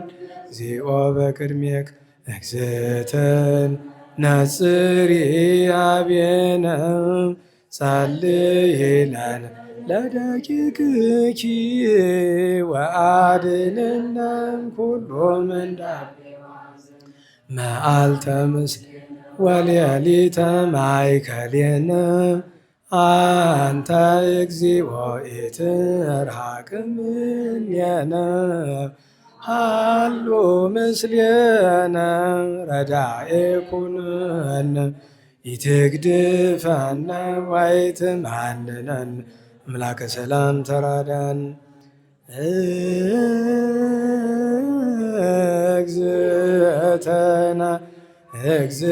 እግዝእትነ ነጽሪ አብየነ ሰላም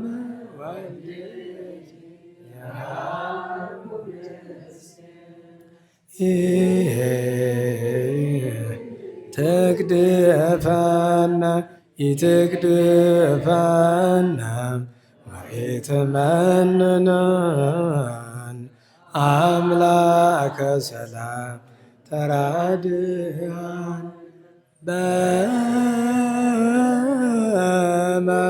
በመስቀልከ ባርክን መርቆሬዎስ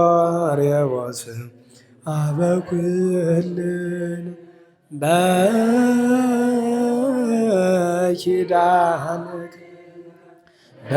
በኪዳንከ ተማጽን አብየ እግዚእ አበኩልን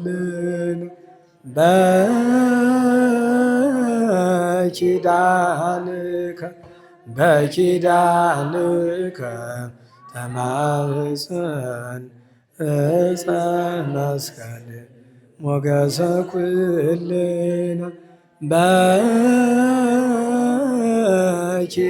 በኪዳንኪ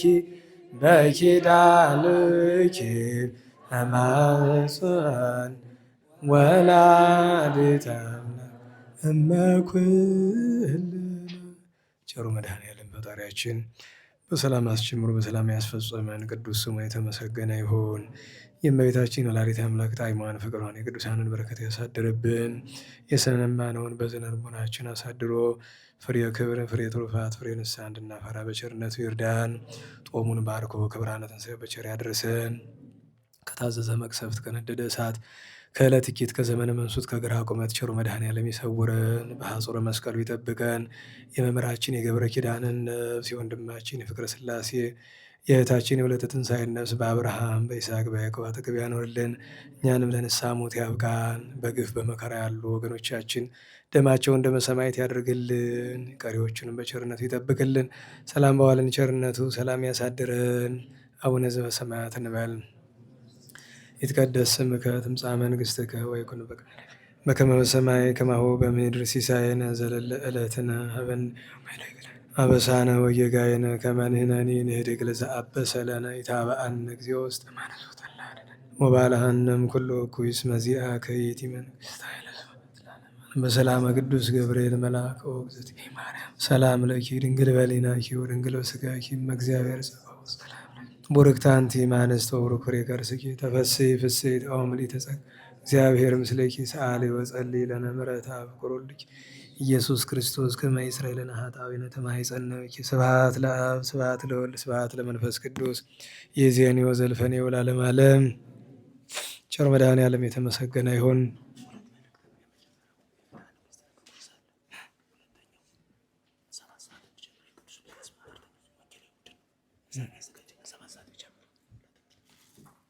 እሺ አጭር መልእክት። አንደኛ ነገ ፍትሐ ነገሥት ኮርስ ክፍል 3 ይቀጥላል። በሰዓት ተገኝታችሁ ሜላ 10 ሰዓት ይጀመራል። ትምህርት 11 ሰዓት ነው። ስለ ፍትሐ ነገሥት ኮርስ አደራ ብያችኋለሁ። መጣችሁ ተማሩ፣ አስፈላጊ ነገር ነው። ስለዚህ ነገ በሰዓት እሱን ነው። ከዛ አስቀድሞ ግን 7 ሰዓት ተረኞቹ የቅዱስ ሉቃስ ወንጌላዊ ክፍል ውስጥ ያላችሁ አገልጋዮች ናችሁ። 7 ሰዓት ቀደም ብላችሁ መጣችሁ ስራው እንዲጀመር ቶሎ ሸክፋችሁ ትሄዱና ከዛ እሑድ ሲነጋ ደግሞ የሚሰራው ነገር ይሰራል ማለት ነው። ስለዚህ የቅዱስ ሉቃስ ወንጌላዊ ክፍል ውስጥ ያላችሁ ወንድም እህቶቻችን ለአገልግሎት በሰዓት 7 ሰዓት ላይ ተገኙ። ምጽዋት መሳተፍ ከፈለጋችሁ ከበር ወንድሞቻችን ይኖራሉ። በሰላም ያስፈጸመን ቸሩ መድኃኔዓለም እንቅፋት ሳይመታን እሾህ ሳይወጋን ኃጢአት ሳይሰለጥንብን በደልም ሳይገዛን የብርሃን መላእክት በፊት በኋላ በቀኝ በግራ እየጠበቁን ለጊዜ ወደ የቤታችን ለፍጻሜው ተስፋ ወደምናደርጋት መንግሥተ ሰማያት ከተከፈተች ገነት ከተነጠፈች ዕረፍት ከአባቶቻችን ርስት ሁላችን በሰላም ያደርሰን። ስብሐት ለእግዚአብሔር ልዑል ወለወላዲቱ ድንግል ወለመስቀሉ ክቡር ዘሣህል አሜን።